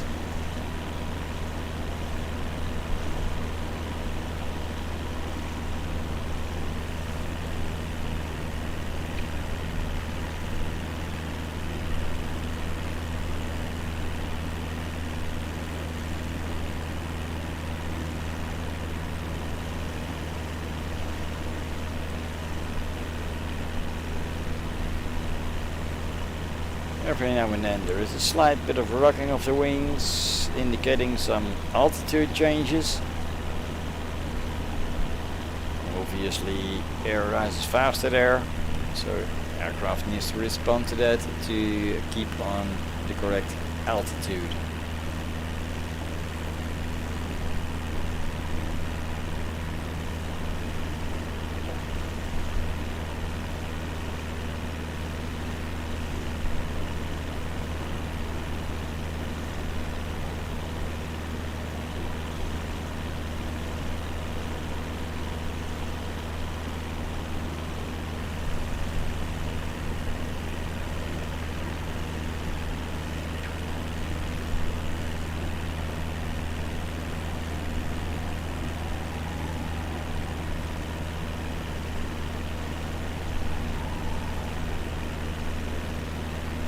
And Kamani Siring Mane says hello.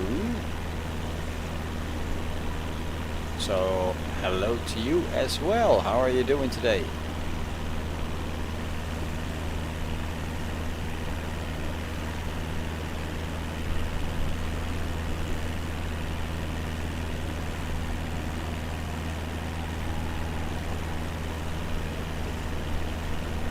Kamani says nice C172. Well, look what I've done with the place. We got us a custom original Cessna 172 tail number with permission of the actual owner of the Papa Hotel Bravo Victor Lima. Except we got us a few big screens here. Not meant for video. The original one has the older stuff in it, and today we are using it to fly around the world. And we are followed by Tato and Freddy.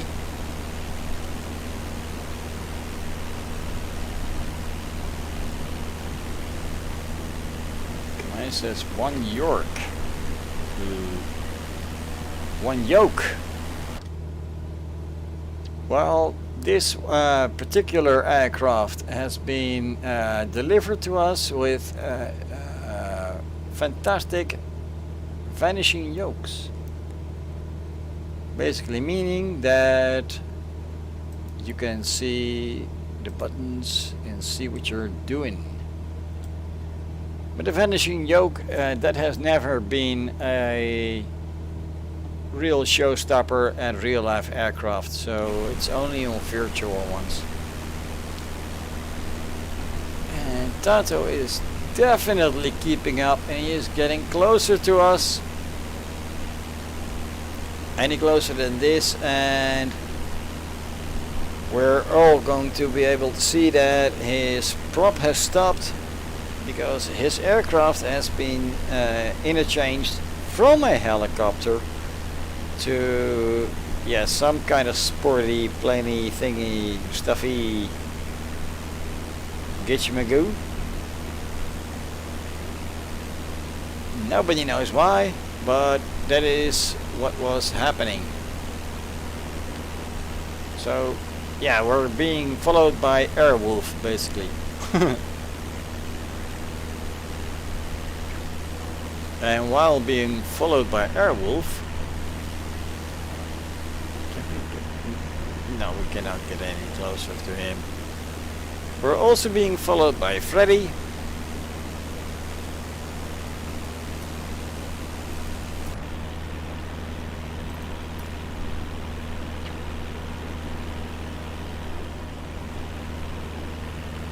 Here we go. No, not up. Forward.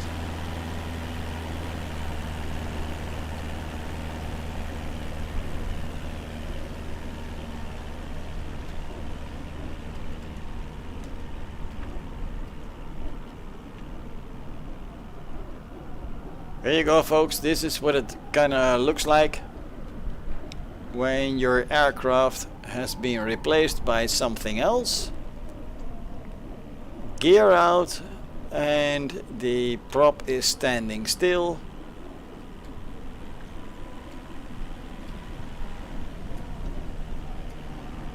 So yeah, pay attention to that, Asobo.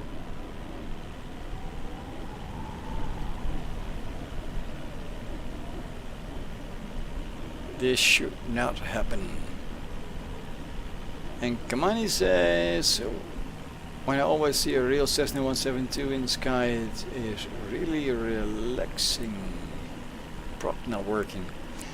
Well, the prop is not working because obviously this has been a replacement. Our buddy is flying a helicopter. And if we take a look at our own Cessna 172, which is not being replaced, yeah, we see a working prop, of course.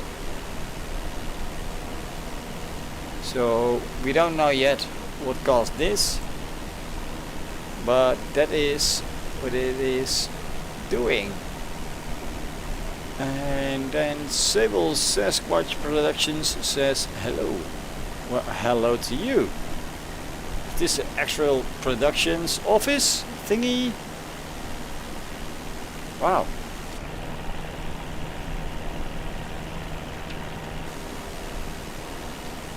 Let's get back into the cockpit.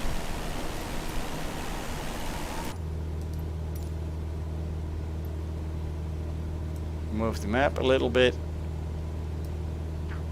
Still on our way to recoil, and that is roughly 119 miles left to go.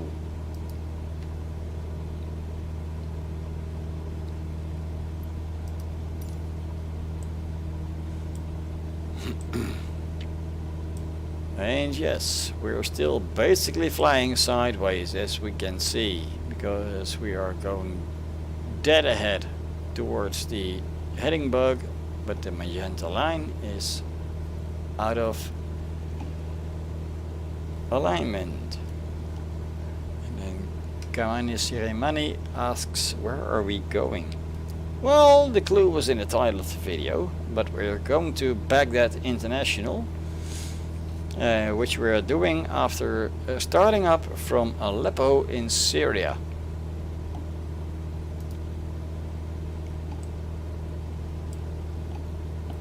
And after that, obviously not next week, but the week after that, we are obviously continuing along the south coast of the Eurasian continent, make a massive jump towards Australia, head back up, and we're going to keep going.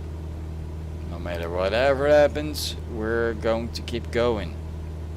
Then take a tour of Northern and Southern America before we make an Arctic jump back to Europe.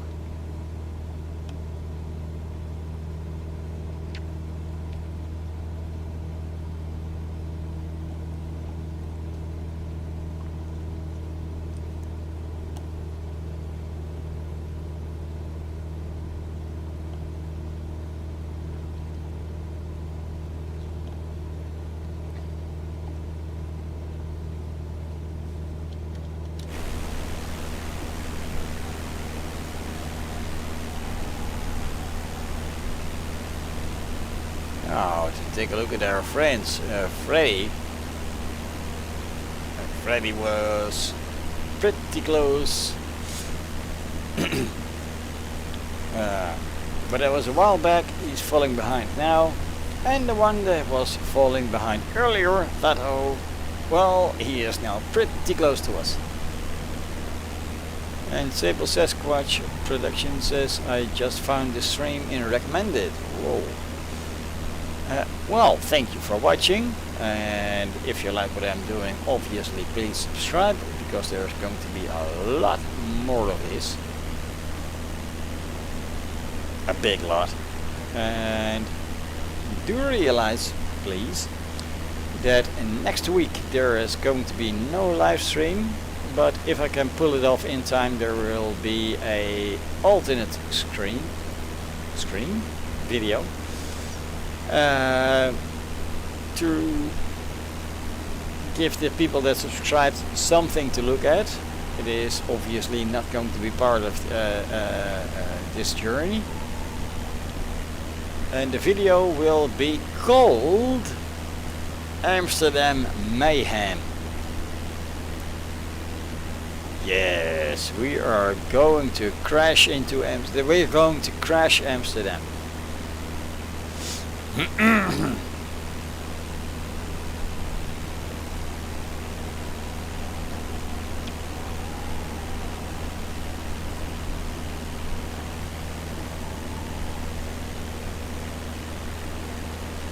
So, Sable Sasquatch, are you enjoying what you're seeing right now?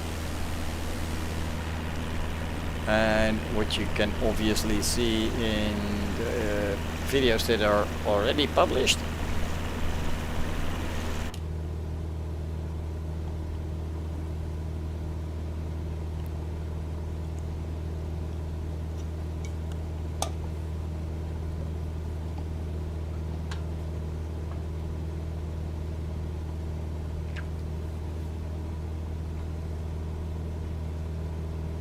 What the heck is flying in front of us? A dietarian? What is it? A dietitian or a tyrant? Or a tyrant dietitian? Sweet Lord.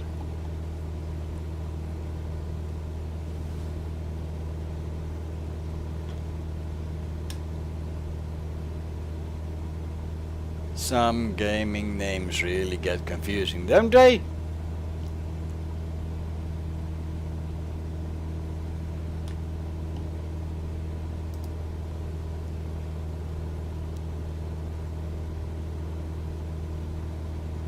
And Sable Sasquatch says, indeed impressive achievement to fly around the world in that plane. How long do you think it will take? Well, I'm not thinking. I know, because it is not the first time that I'm doing this particular flight. It's actually the second time that I'm flying around in the Cessna 172. This is based on a route that I found on Reddit, and yeah, I've converted it to Excel. No, I beautified it in Excel, and I've been using that to make this flight. I did it before in Flight Simulator X and X Acceleration, so that is quite a while ago. And yeah, I've been flying a whole lot of time. But I decided to take this flight again because nobody really believed me. You did not do that. You don't have the time to do that. So okay, I'm going to YouTube the whole thing, and let's go. So here we go. The Excel sheet again. A lot of interest in that today. So I started out in London, everything marked in green, that is what we have achieved so far. And yeah, we've just made it past the continent, the outskirts of the continent of Africa recently. Went to Cairo, Greece,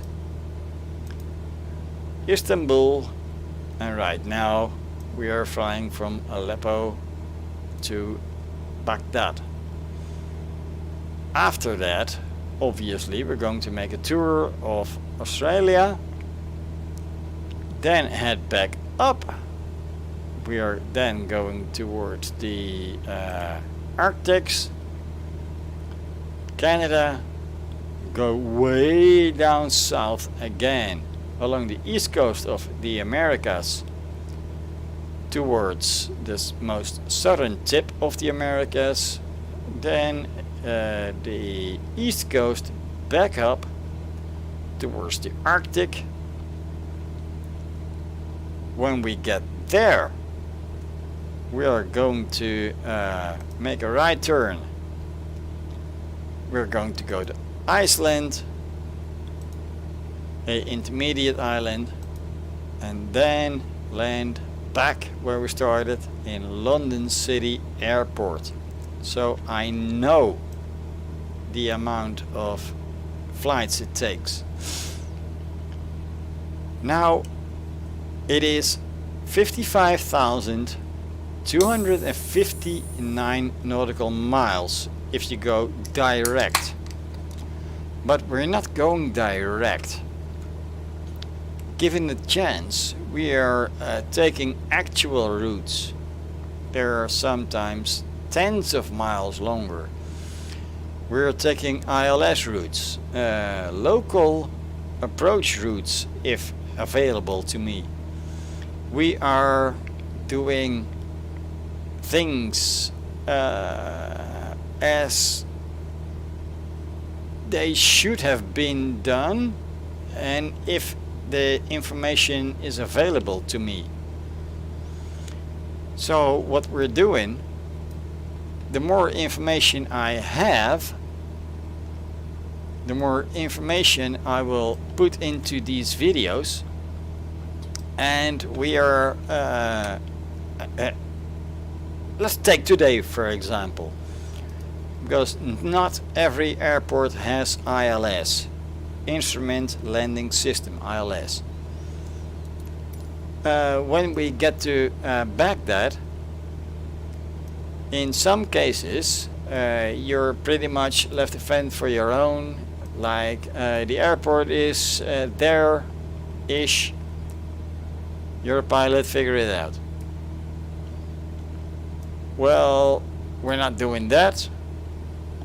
According to the map, we're totally going to do that. Oh shit. Is that another failure, or what is going on?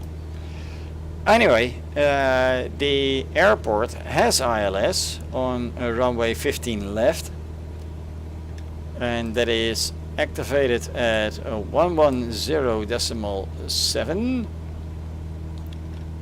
So when we get close there and we get the chance to line up and hit the approach button, then the ILS system should take over and make sure that we get to the airport safely. But we have had an error earlier with our navigation, which was quickly solved, but now there's also a gap in the lines. Who knows what is going to happen next? But obviously, if there is nothing happening while flying on instruments, we are obviously still going to have to land there, or we're going to have to start the leg entirely again, meaning another 4.5 hour delay in the flight, and we don't want that. So hand flying is a possibility. For now we're flying on the instruments so that we can have a look around, have a chat with you guys, And that is what we're doing, aside of staring at a massive sandpit and the Euphrates River. Tatum and Freddy still following. These are friends of the show, by the way.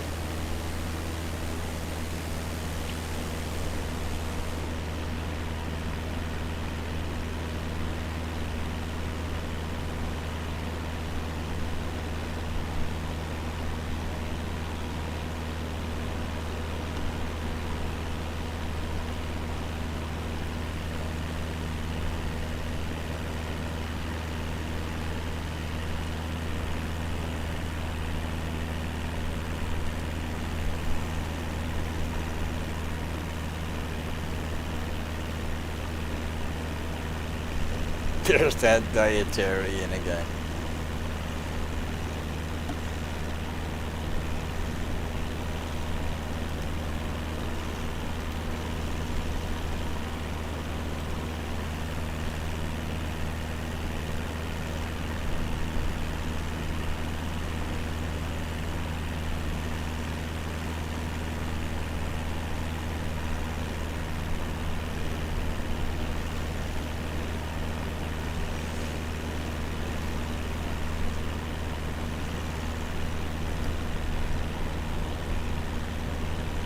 Now we have been flying through all of Africa.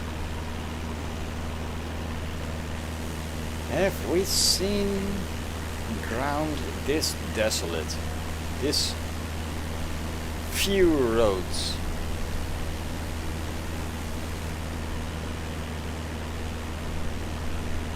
Sudden breach there, as if somebody was not paying attention. Pay attention, Asobo, quite important. There's people flying here. You are the mappy guys.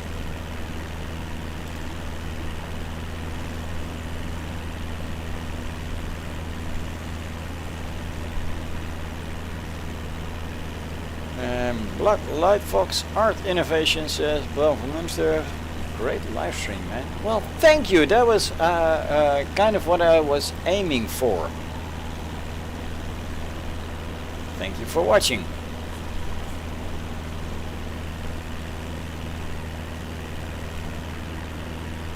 So, to keep it great, let's find an angle that somewhat looks great. And Blacklight says, no worries, mate. Are you by any chance Australian? If you are, we're coming for you. Australia is within reach. We are doing the south of the Eurasian continent right now, and we're coming to Australia.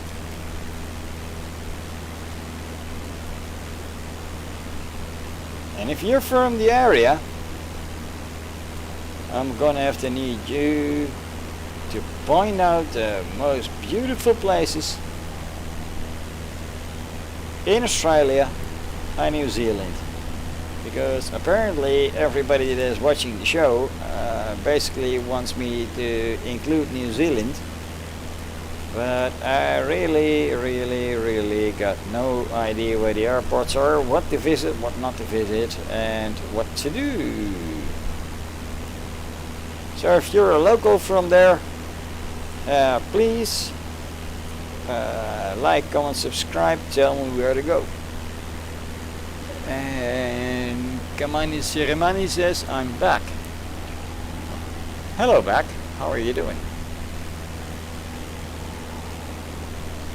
Obviously joking.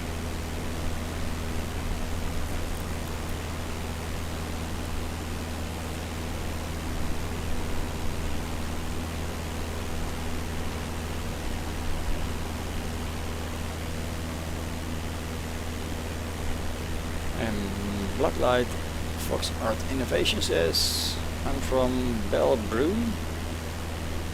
I hope I don't butcher that name.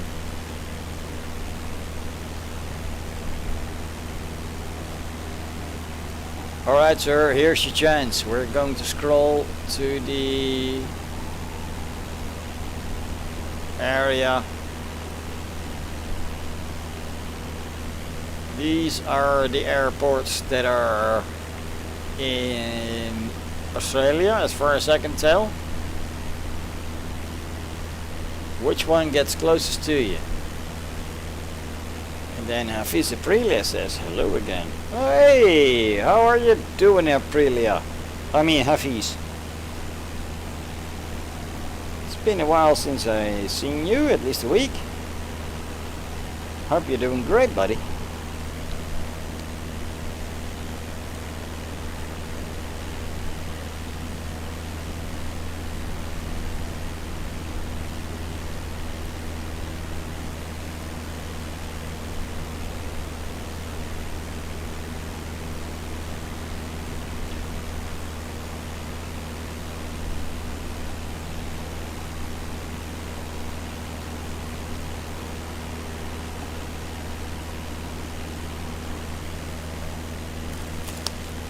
So I hope that there was enough time looking at airport names for Blacklight.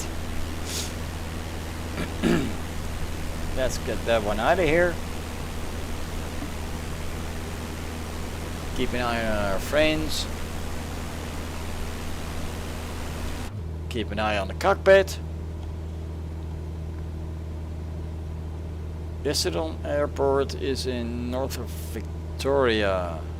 I'm not sure. My topography of Australia is horrific. You can put me in a square Australian mile where everything is visible. Start point, exit point is visible, and I can get lost in between those 2 points.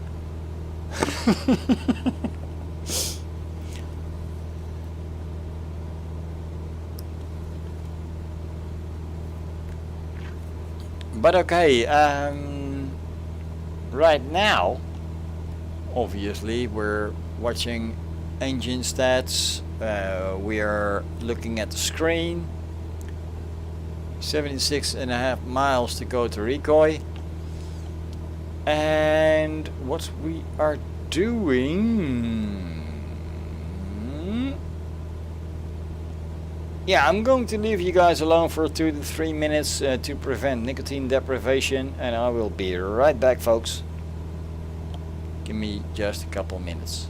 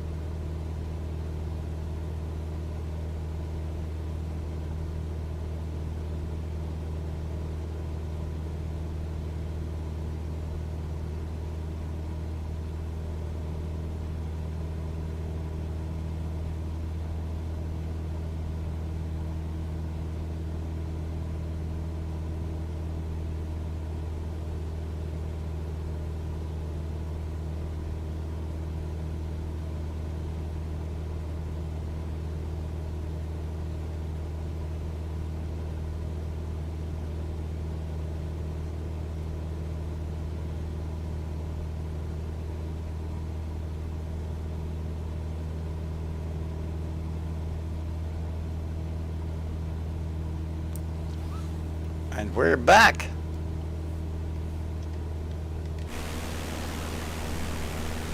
And Baghdad says Moorabbin Airport, Melbourne Airport, Cessna Airport is a good airport to go. Need for that kind of plane, your flight to Cessna 172, but well, if it's in the list, we're going there. But for the foreseeable future, I'm kind of guessing that this is our view for the next few flights, because obviously we are still, let's zoom in on this a little bit. Oh, sorry about that. We're still flying right here, and it is going to take us a little bit before we actually get to Australia. Actually, it is going to take us a few weeks. Then we're going to go around and round and round and round before we go up and up and up back to the Japan, bit of Russia, Arctic Circle, make the jump to the United States. Then we're going to go down and down and down and down and down to roughly here, where we're going to go up and up and up and up again to the coast of the Americas, jump to Greenland, Iceland, and then via a airport some kind of island somewhere here in the middle, we're going to jump back to the UK, where we started from. So that is still quite a while. Don't forget, folks, this is flight 38 of 100 no, flight 39 of 130.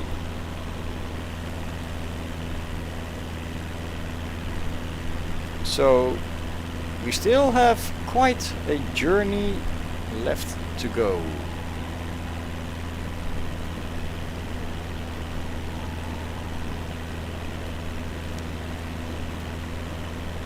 First, let's make it to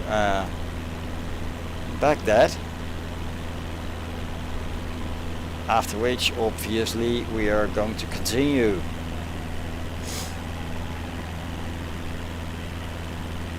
And then Baghdad Fox Art Innovation says descendants in the north. And where am I from? I'm from the Netherlands in Europe.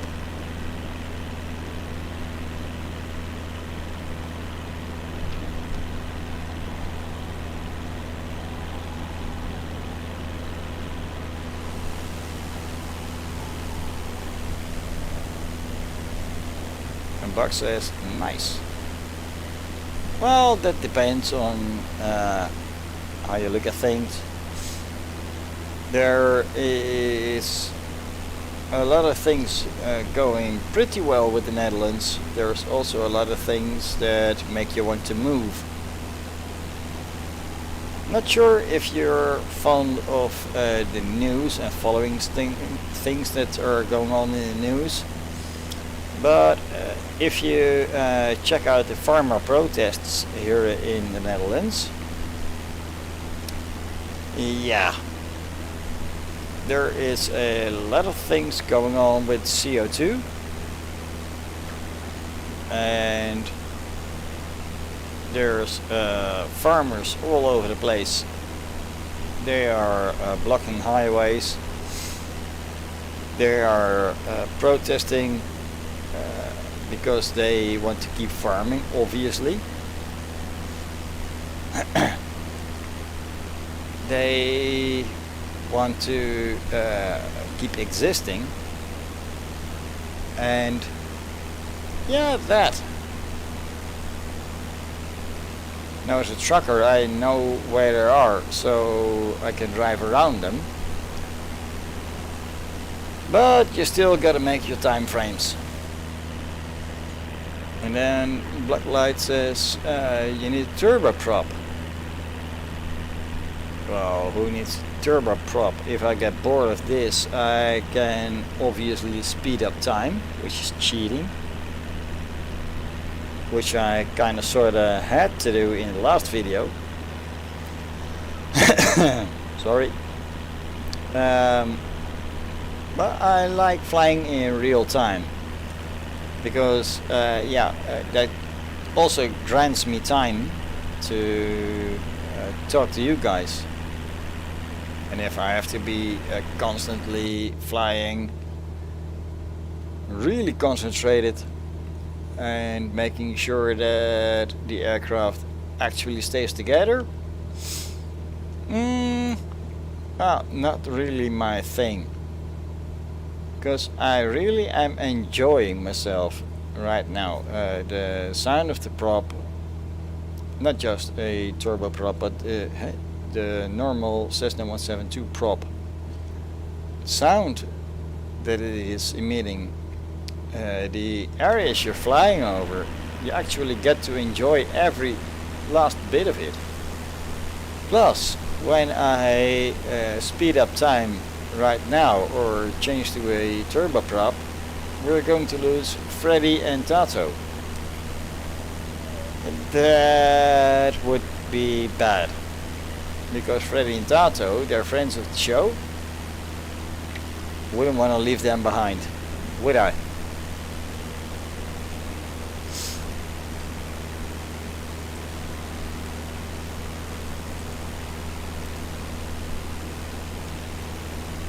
Now, according to VatSim, it is 65.2 miles towards the initial airport, and we are at 9,000 feet.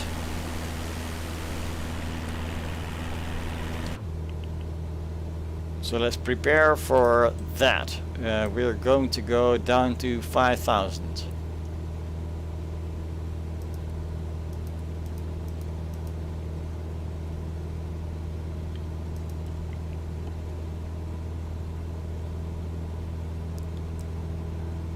Blacklight says he has been reading up on climate change.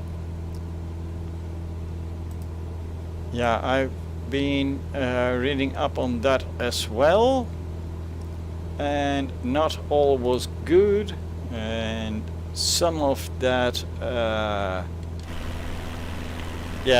I basically moved towards the junk folder immediately. Then there was some stuff that needs more investigation. Then there was also stuff that you need to think about a lot more. And in that latter category is also the stuff that is keeping the Netherlands busy nowadays with the CO2. And because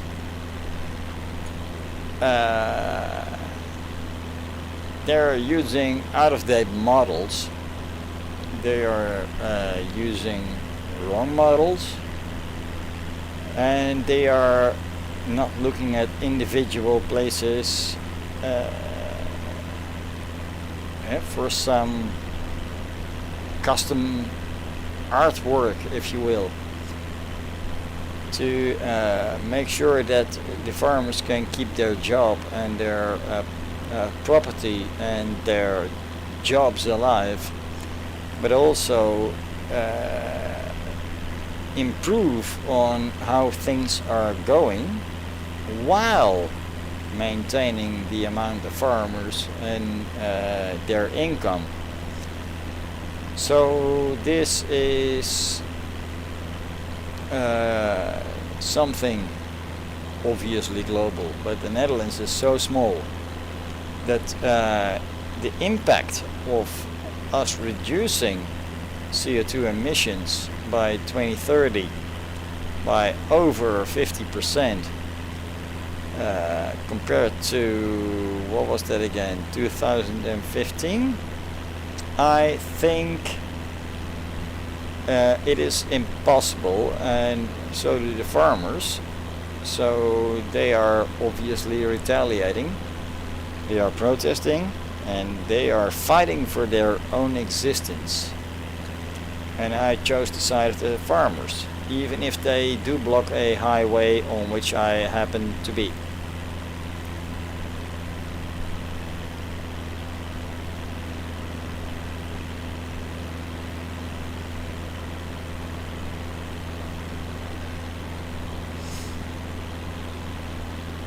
Farmers bring food. I'm sure you've by now heard of the phrase, no farmers, no food.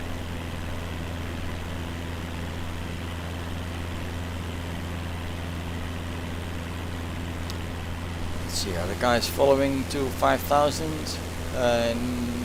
Not yet, I think not.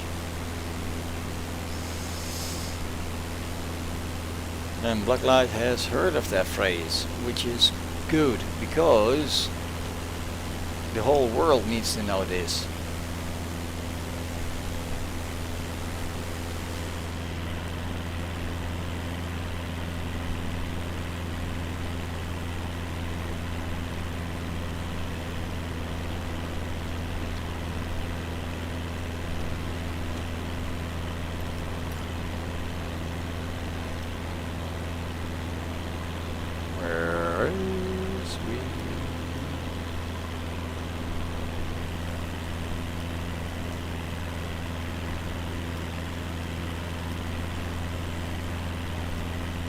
There we are,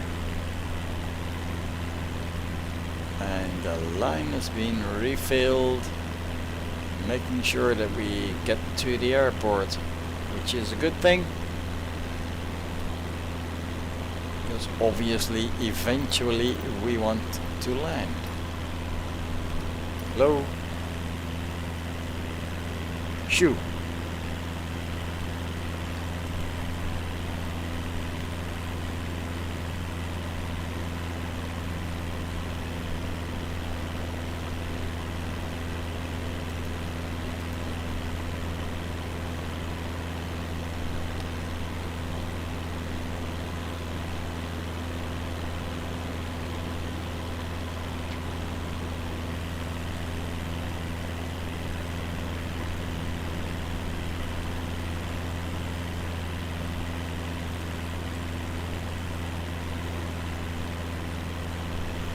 Aside from a player with non-VatSim,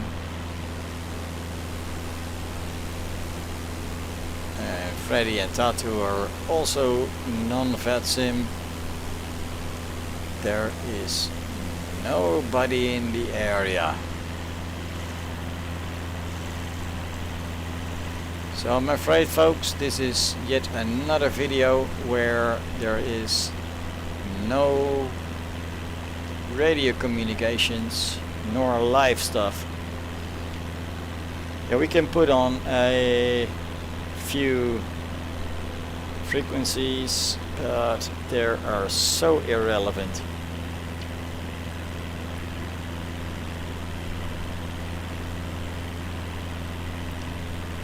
Then Blacklight says, Bram, are you playing it on PC or Xbox? Well, this is a PC, a low-end PC, and for some reason, after updating it to Windows 11, it suddenly has Xbox capabilities. That was quite a surprise when you upgrade your flight simulator, because then suddenly it expects you to have a Xbox controller, which I do not have. I got my yoke. So it took me a while to get back up and running after that upgrade.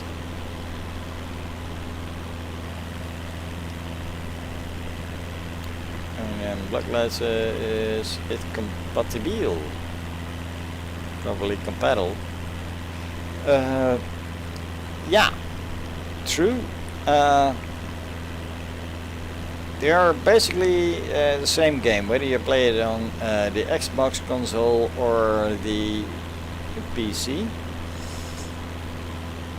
However, I do not have an Xbox console. I got myself a couple massive screens here, making sure that I get to oversee everything.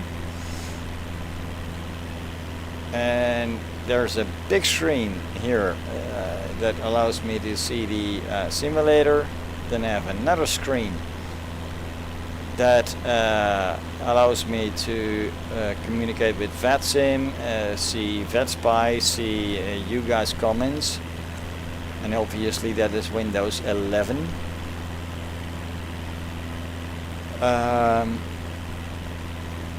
And then to my right I have a laptop which I use as a monitor, so I can kind of sort of see what you guys are seeing. And why is that important? Take for example, light is fading. Are you guys still able to see properly? Are you guys able to see the instruments, the area? To make a pretty normal video, that is quite important. So that is why I have that thing right there.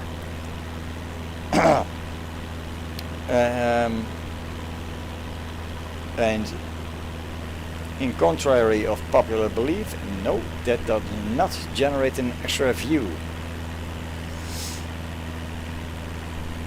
And Blacklight says he can see great, but yeah, let's give an example here. Okay, so the time, I can change time.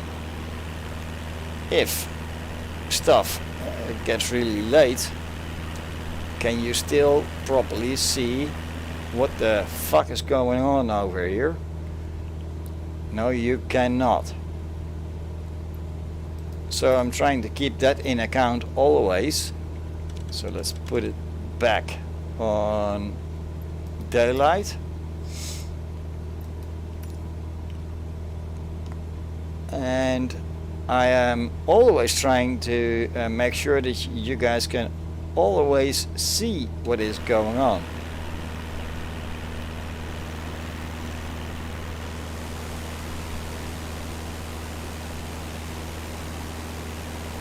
And is that cheating? I do not think so.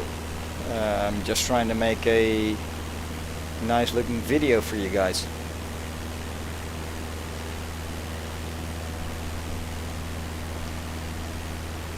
Blacklight says, no way, dark as at night. Yeah, because check the, obviously after this live stream, but check the previous video. I had to make a night landing, and in the end basically all you could see was somewhat lit up instruments and somewhat yeah, flashy lights. That was basically all you could see, and I'm always trying to prevent that. So the length of the route, I'm trying to keep that in daylight, so you can see the area, so that you can have something worthy to look at, and not just looking at a pitch black sky with no stars above, because Asobo still needs to add all of the stars for some reason.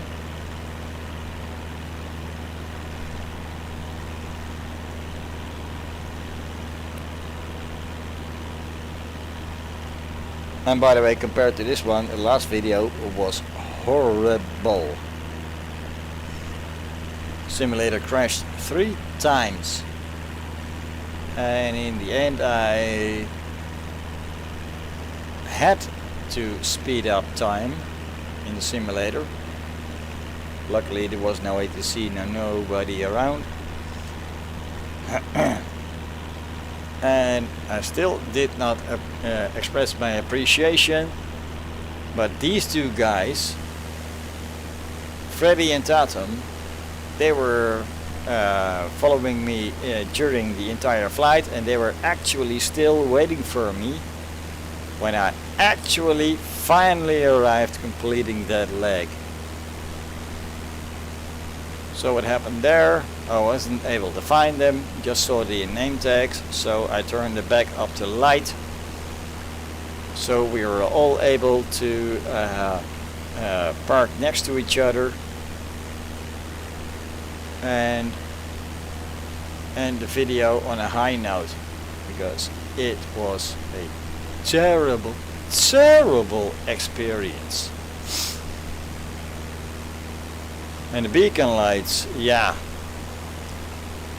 Would you like to see beacon lights and nothing but beacon lights for the next couple of hours, sir?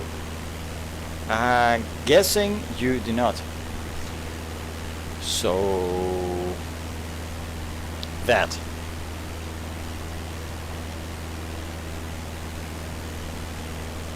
You want to look at beacon lights.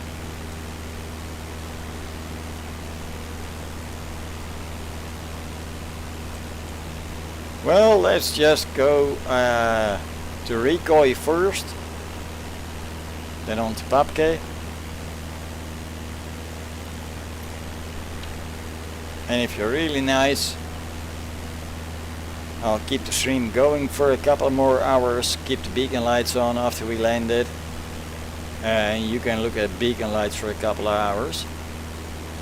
If you're new to the stream, that is not exactly what you want to see. You want to see the area. You want to see the cockpit every now and then. See the buttons, see what they're doing, and get to know the aircraft a little bit, of course.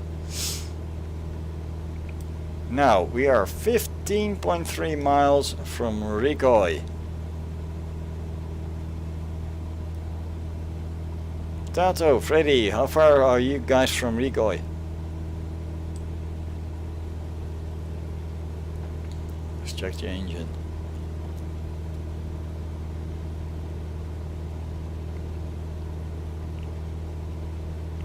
This is looking great right here.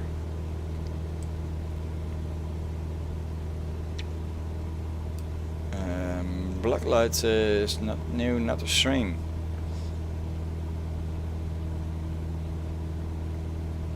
Have you been looking at other beacon lights for a long while?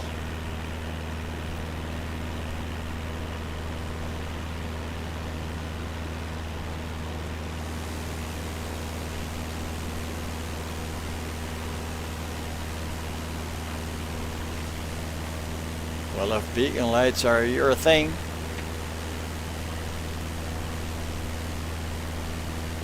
pay close attention to the wingtip. There's one.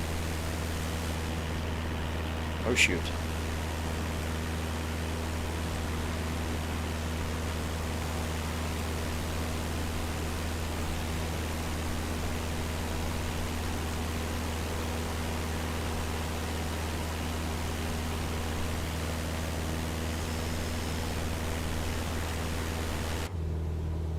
Yeah, and that darn button just turned everything on. Shoo, we don't need you yet.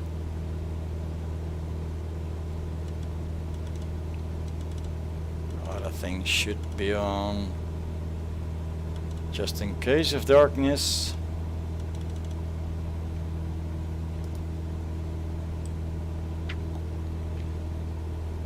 And it just gets things just that little bit more clearly.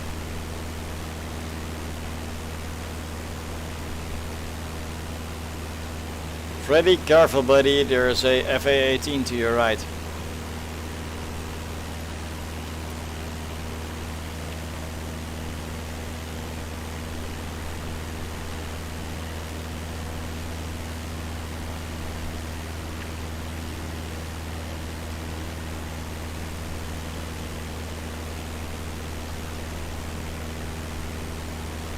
On the wingtip there are half-links. Not sure what you mean by that yet.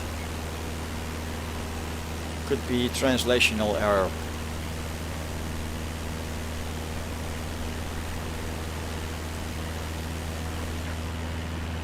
Up on the wing, beacon light there.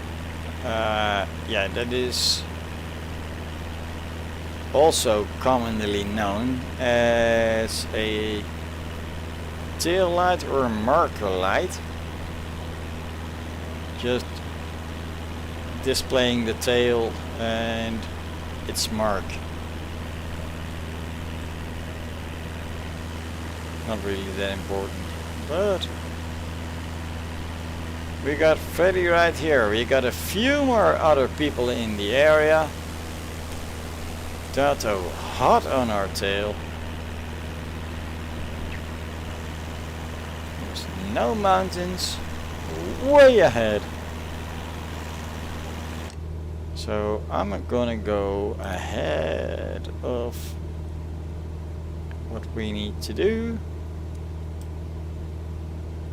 Click it down to 2000, 3000.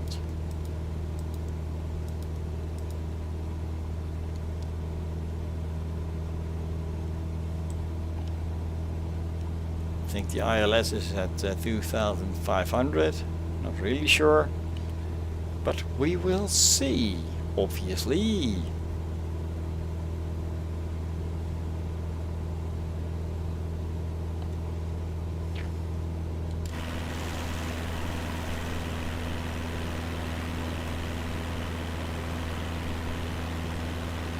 Oh, we are turning a little bit more green right now.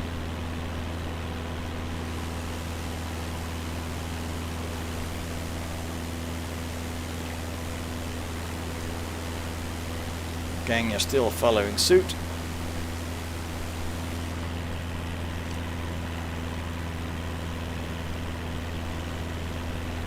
And black light says, take care, good sir. Well, see you next time. I'm all sir.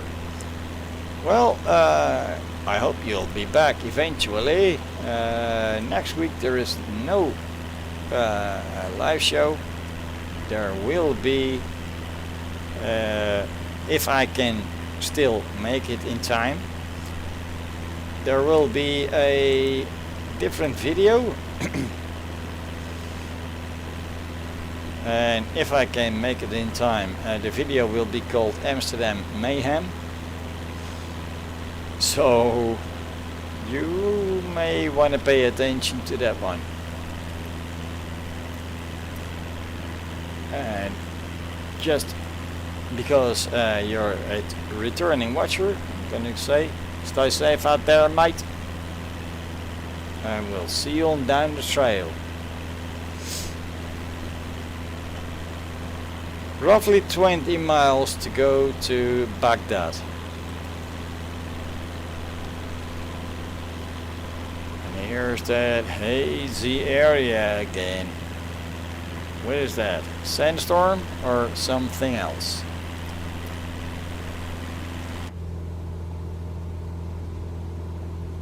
Tell you one thing, it's not going to be enjoyable for the engine, is it? Almost a recoy.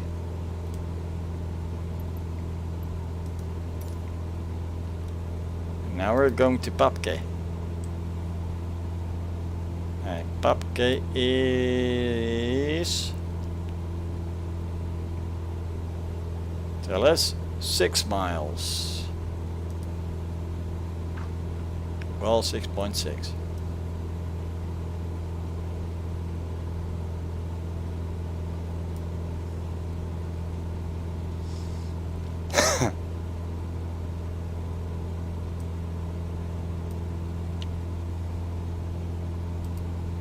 It's like flying in fog, isn't it?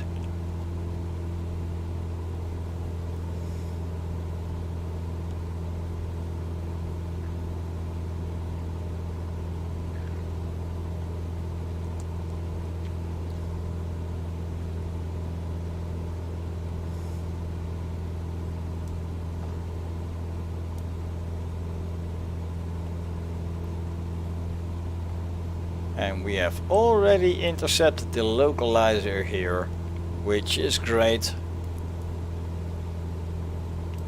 Not a lot to do.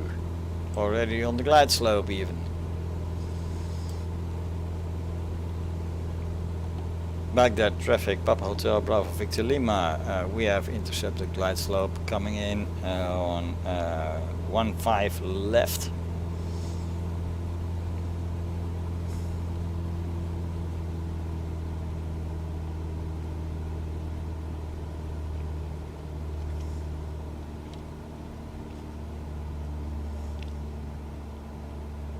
Let's take out the speed a little bit.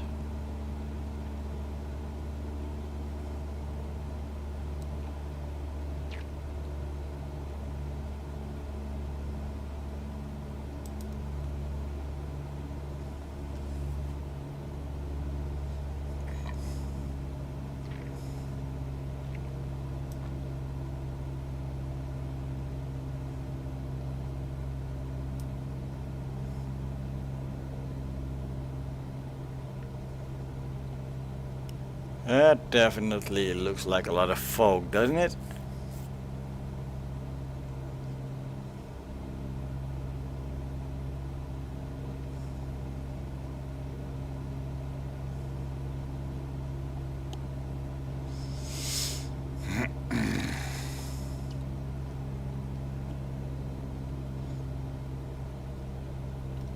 Half a mile to Papke.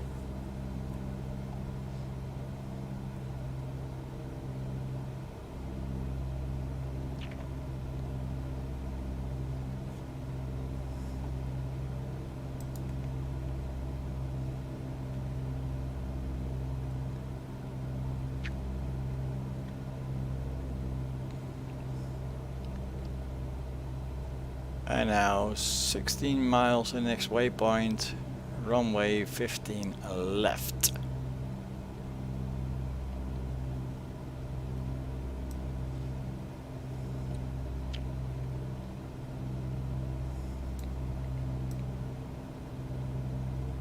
Yeah, I'm buying that argument.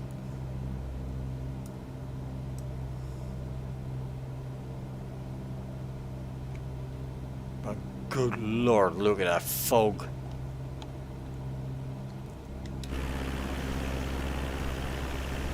You'd have no chance in hell doing this flying by hand or IFR. VFR. Hell, this is not even VFR because you can't see.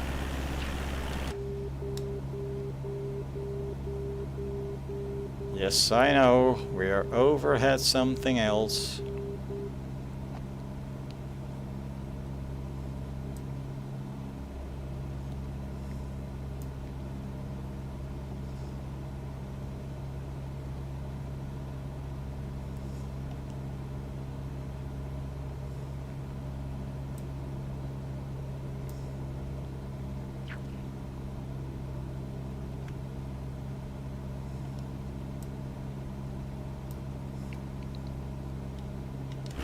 Where's the guys? Right behind me, okay.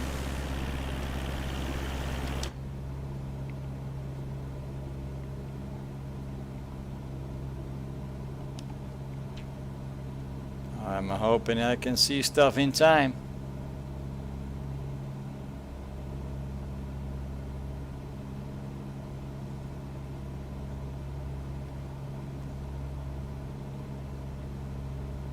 Some buildings dooming up in the distance.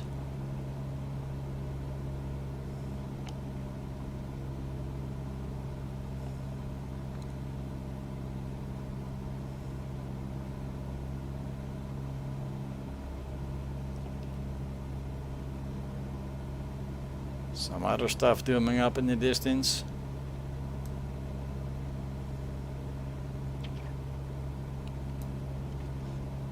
Look at there, we have a runway in sight.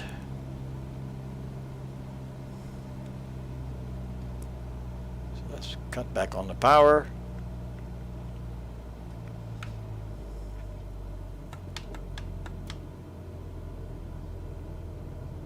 Bunch of flaps.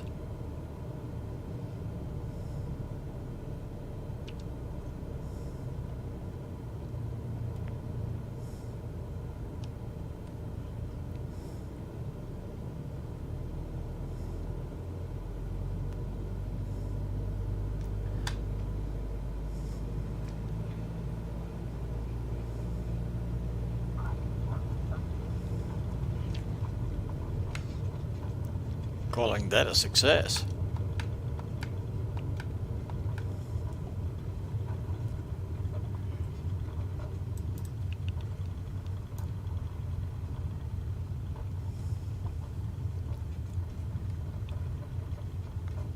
Now to find stand 38, and if I'm not mistaken,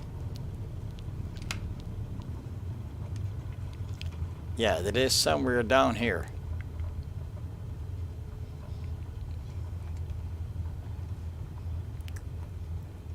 Baghdad traffic, Papa Hotel, Bravo Victor Lima, clear as runway.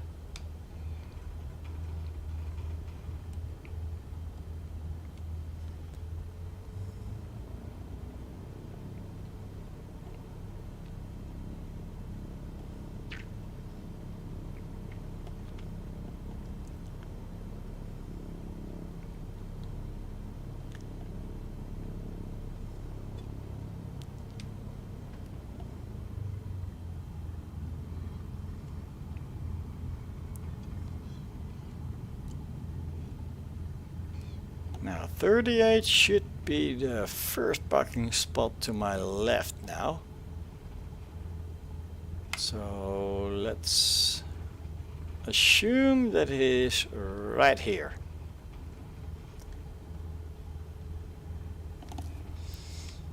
Set parking brake. And how are the guys doing? Let's get rid of the map. Hello, I clicked you.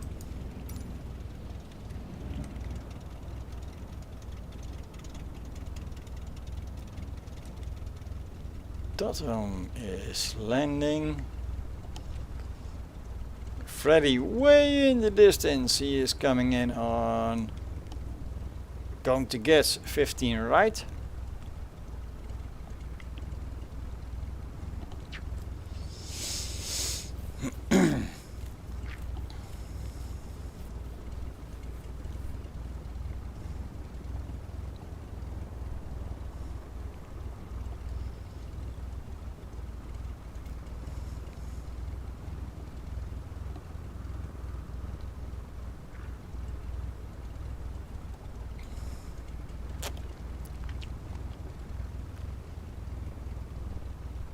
Darn, I wish we were closer.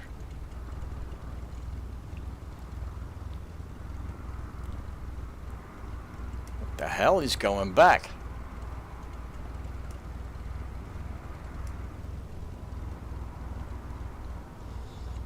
And he's going around.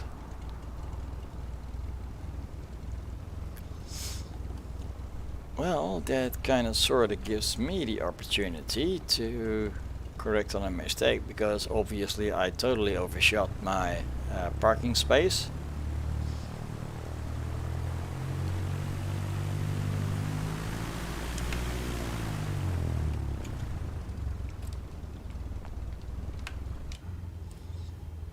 Hello. There we go.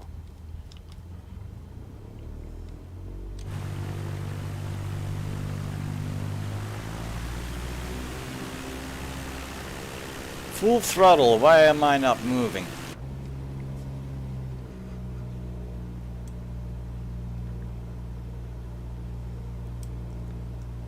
I released you.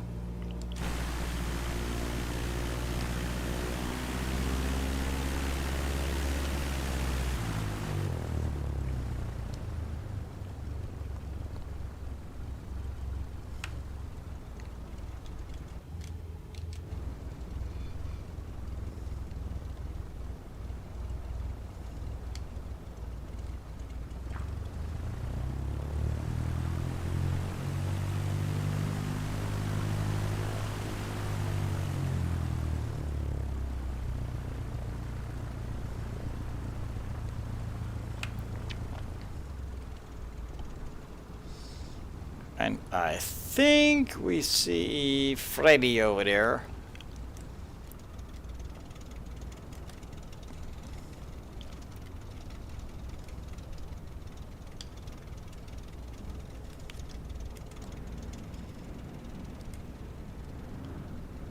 And we are going to go scoot over by just a hair.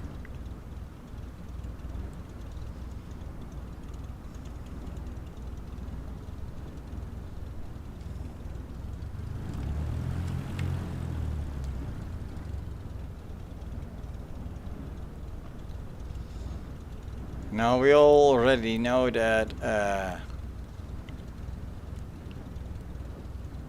Tato has a slight bit of a problem. His aircraft, which is a helicopter, got replaced somehow by a sporty plane. Oh, look at there, there's Freddy.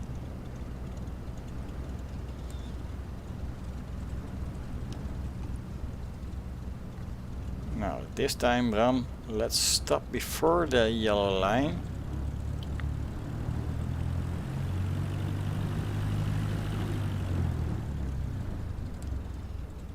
And then we won't get into the trouble with the marshals.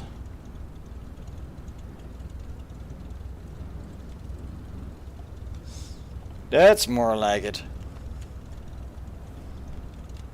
Let's check if that worked. That worked!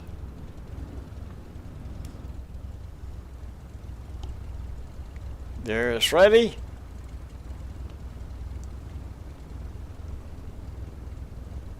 And Tato is still doing impossible stuff with this aircraft.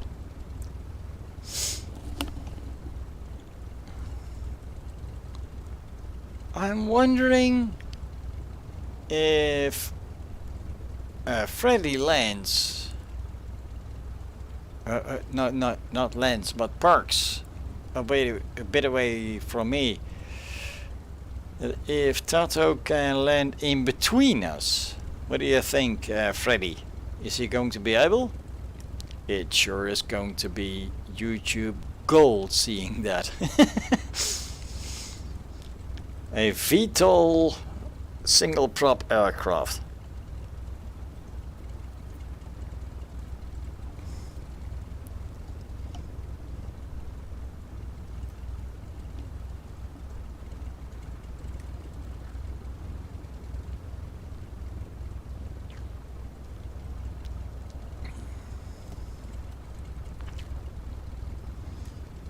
Well, the guys are not moving anymore. There we go. Come on, Tatum. Land between us. But I am curious why you have a different aircraft again. And your prop is moving this time. How is that? Can we see him? No, we cannot. Who? What was that? He is hovering. That is a single engine aircraft, single prop, VTOL. That thing is going to win on every single VTOL challenge. This is awesome.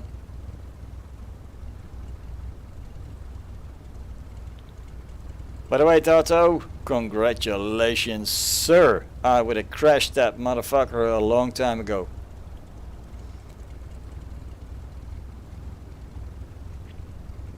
I'm really bad with helicopters, so I'm going to assume that either you had a lot of practice or you had a real good yoke system there that'll keep you hovering. So land in between me and Freddy. Can you? I'm convinced you can.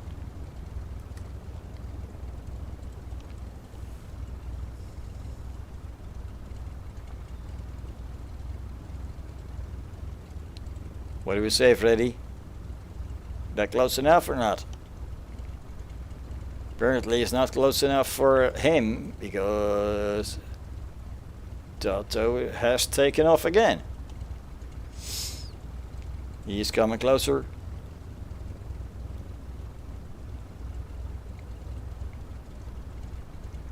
He's even closer, closer, closer.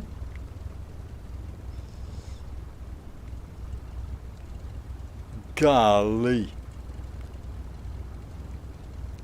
Look at that!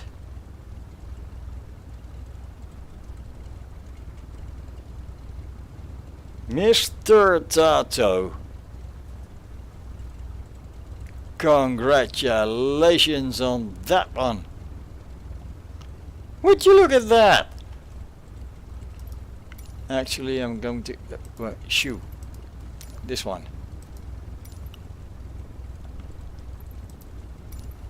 Let's go and have a bit of a look-see here.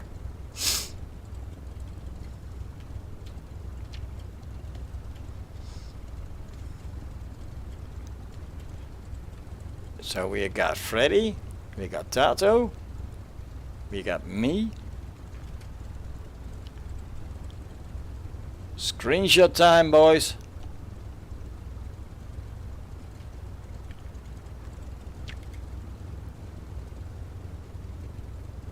I wouldn't have gotten that any closer to the middle if I wanted to.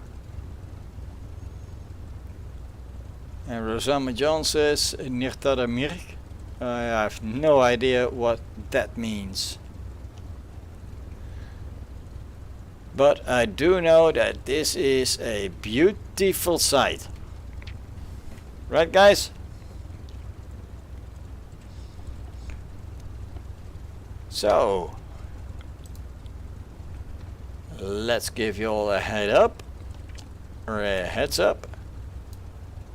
Next week we're flying to Baghdad International, whatever that may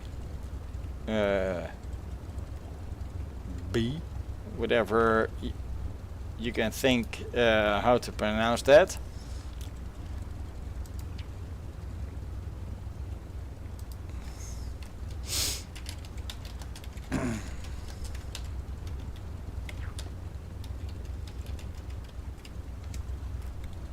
So, as soon as I got a flight plan and I start up the live video, you guys know it as well. For now. But I'm not done yet.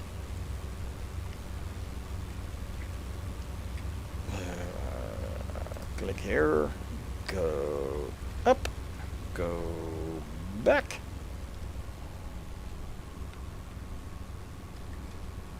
Angle down a bit. Look at these guys, they're already there waiting for us to take off again.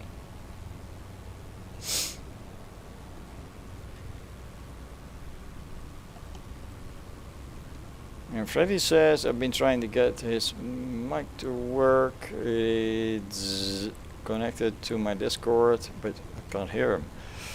No, really, I haven't heard anybody. And Toto says,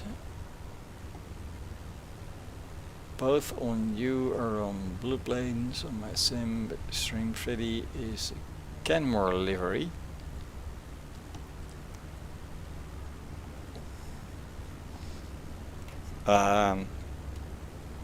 Yeah, obviously something is going on there.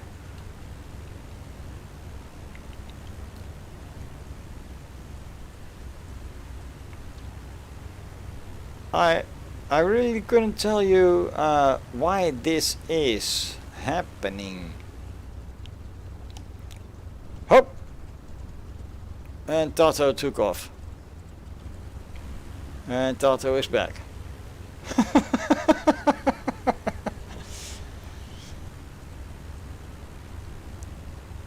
if there wasn't a GPS failure or an engine failure, now we have a replacement failure, and we have a suddenly vanishing friend. What is going on here?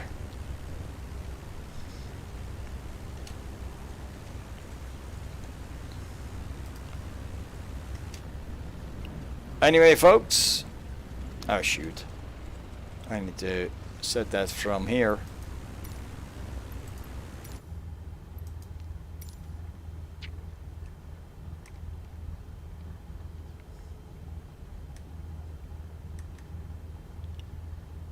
The hell?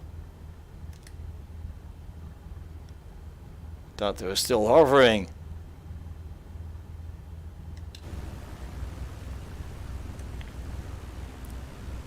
And now he's not.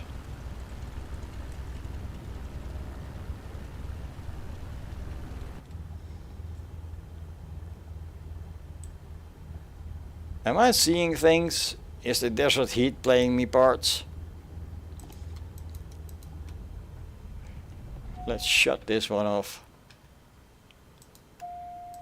Let's shut this one off. And let's have one more good look outside. And yes, I've changed that because normally after shutting down the batteries, stream would end. But apparently in the settings you can change that. And no more weird stuff.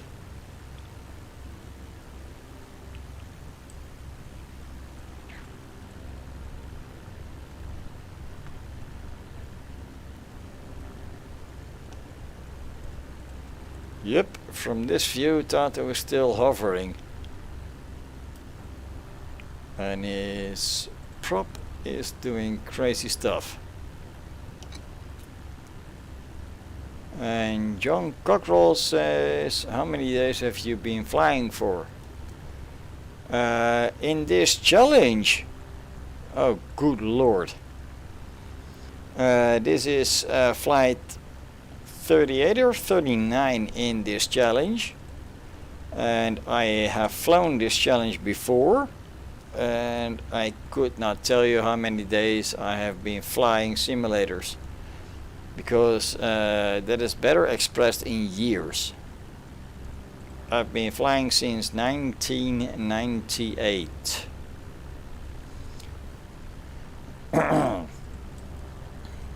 And I have had official lessons as well as a lot of simulated versions of lessons. But here we are, folks. We're in Baghdad.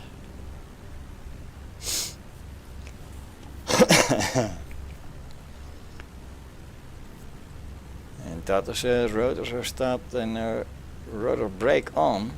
Well, not according to this simulator, brother. And John Cockrell says, wow, that is crazy, brother. I just meant on this challenge with the Cessna.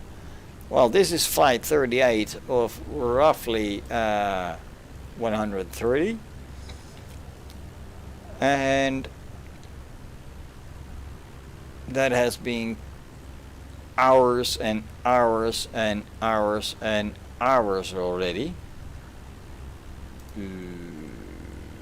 Let's take a quick peek over there.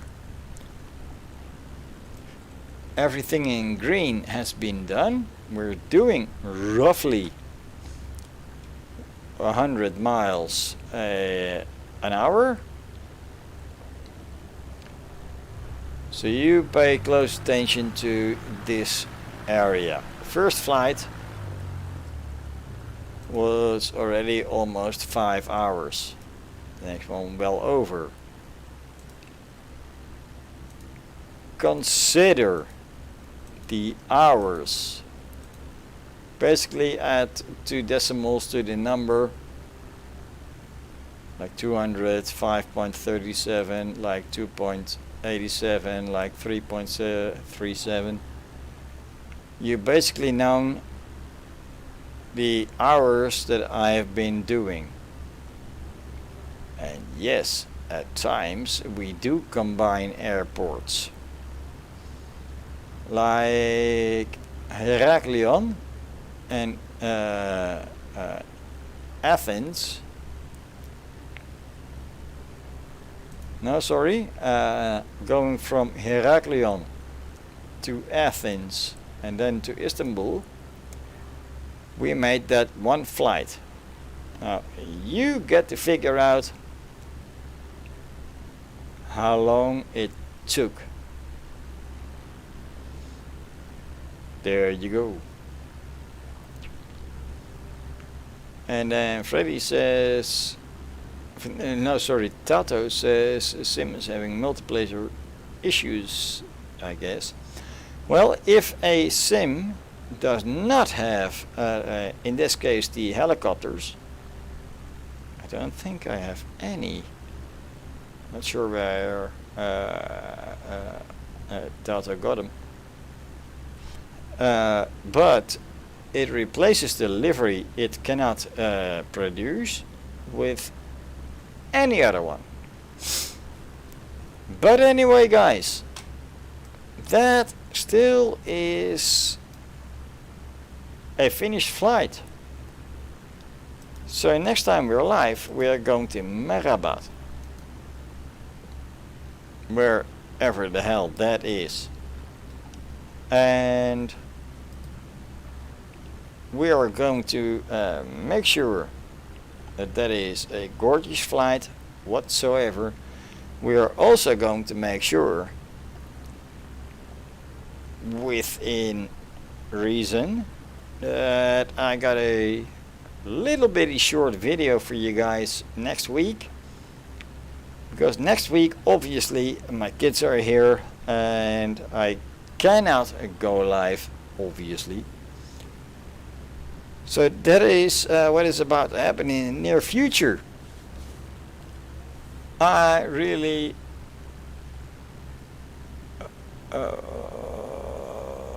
Freddy says I've been trying to get my mic working. It's connected to my Discord channel. You said that earlier. For me, I had to dedicate a key on my yoke to get that one to work. Maybe that is the key for you as well. I'm not sure. But anyway, everybody that has been watching, everybody that has logged in even just for seconds, everybody that is still watching, we have completed another leg, and yeah, we have been going over the duration of the trip and our next destinations a couple of times during this video. So I really hope that there is one destination that you are looking at right now and we are going to visit. And guys, I want to thank you all for watching.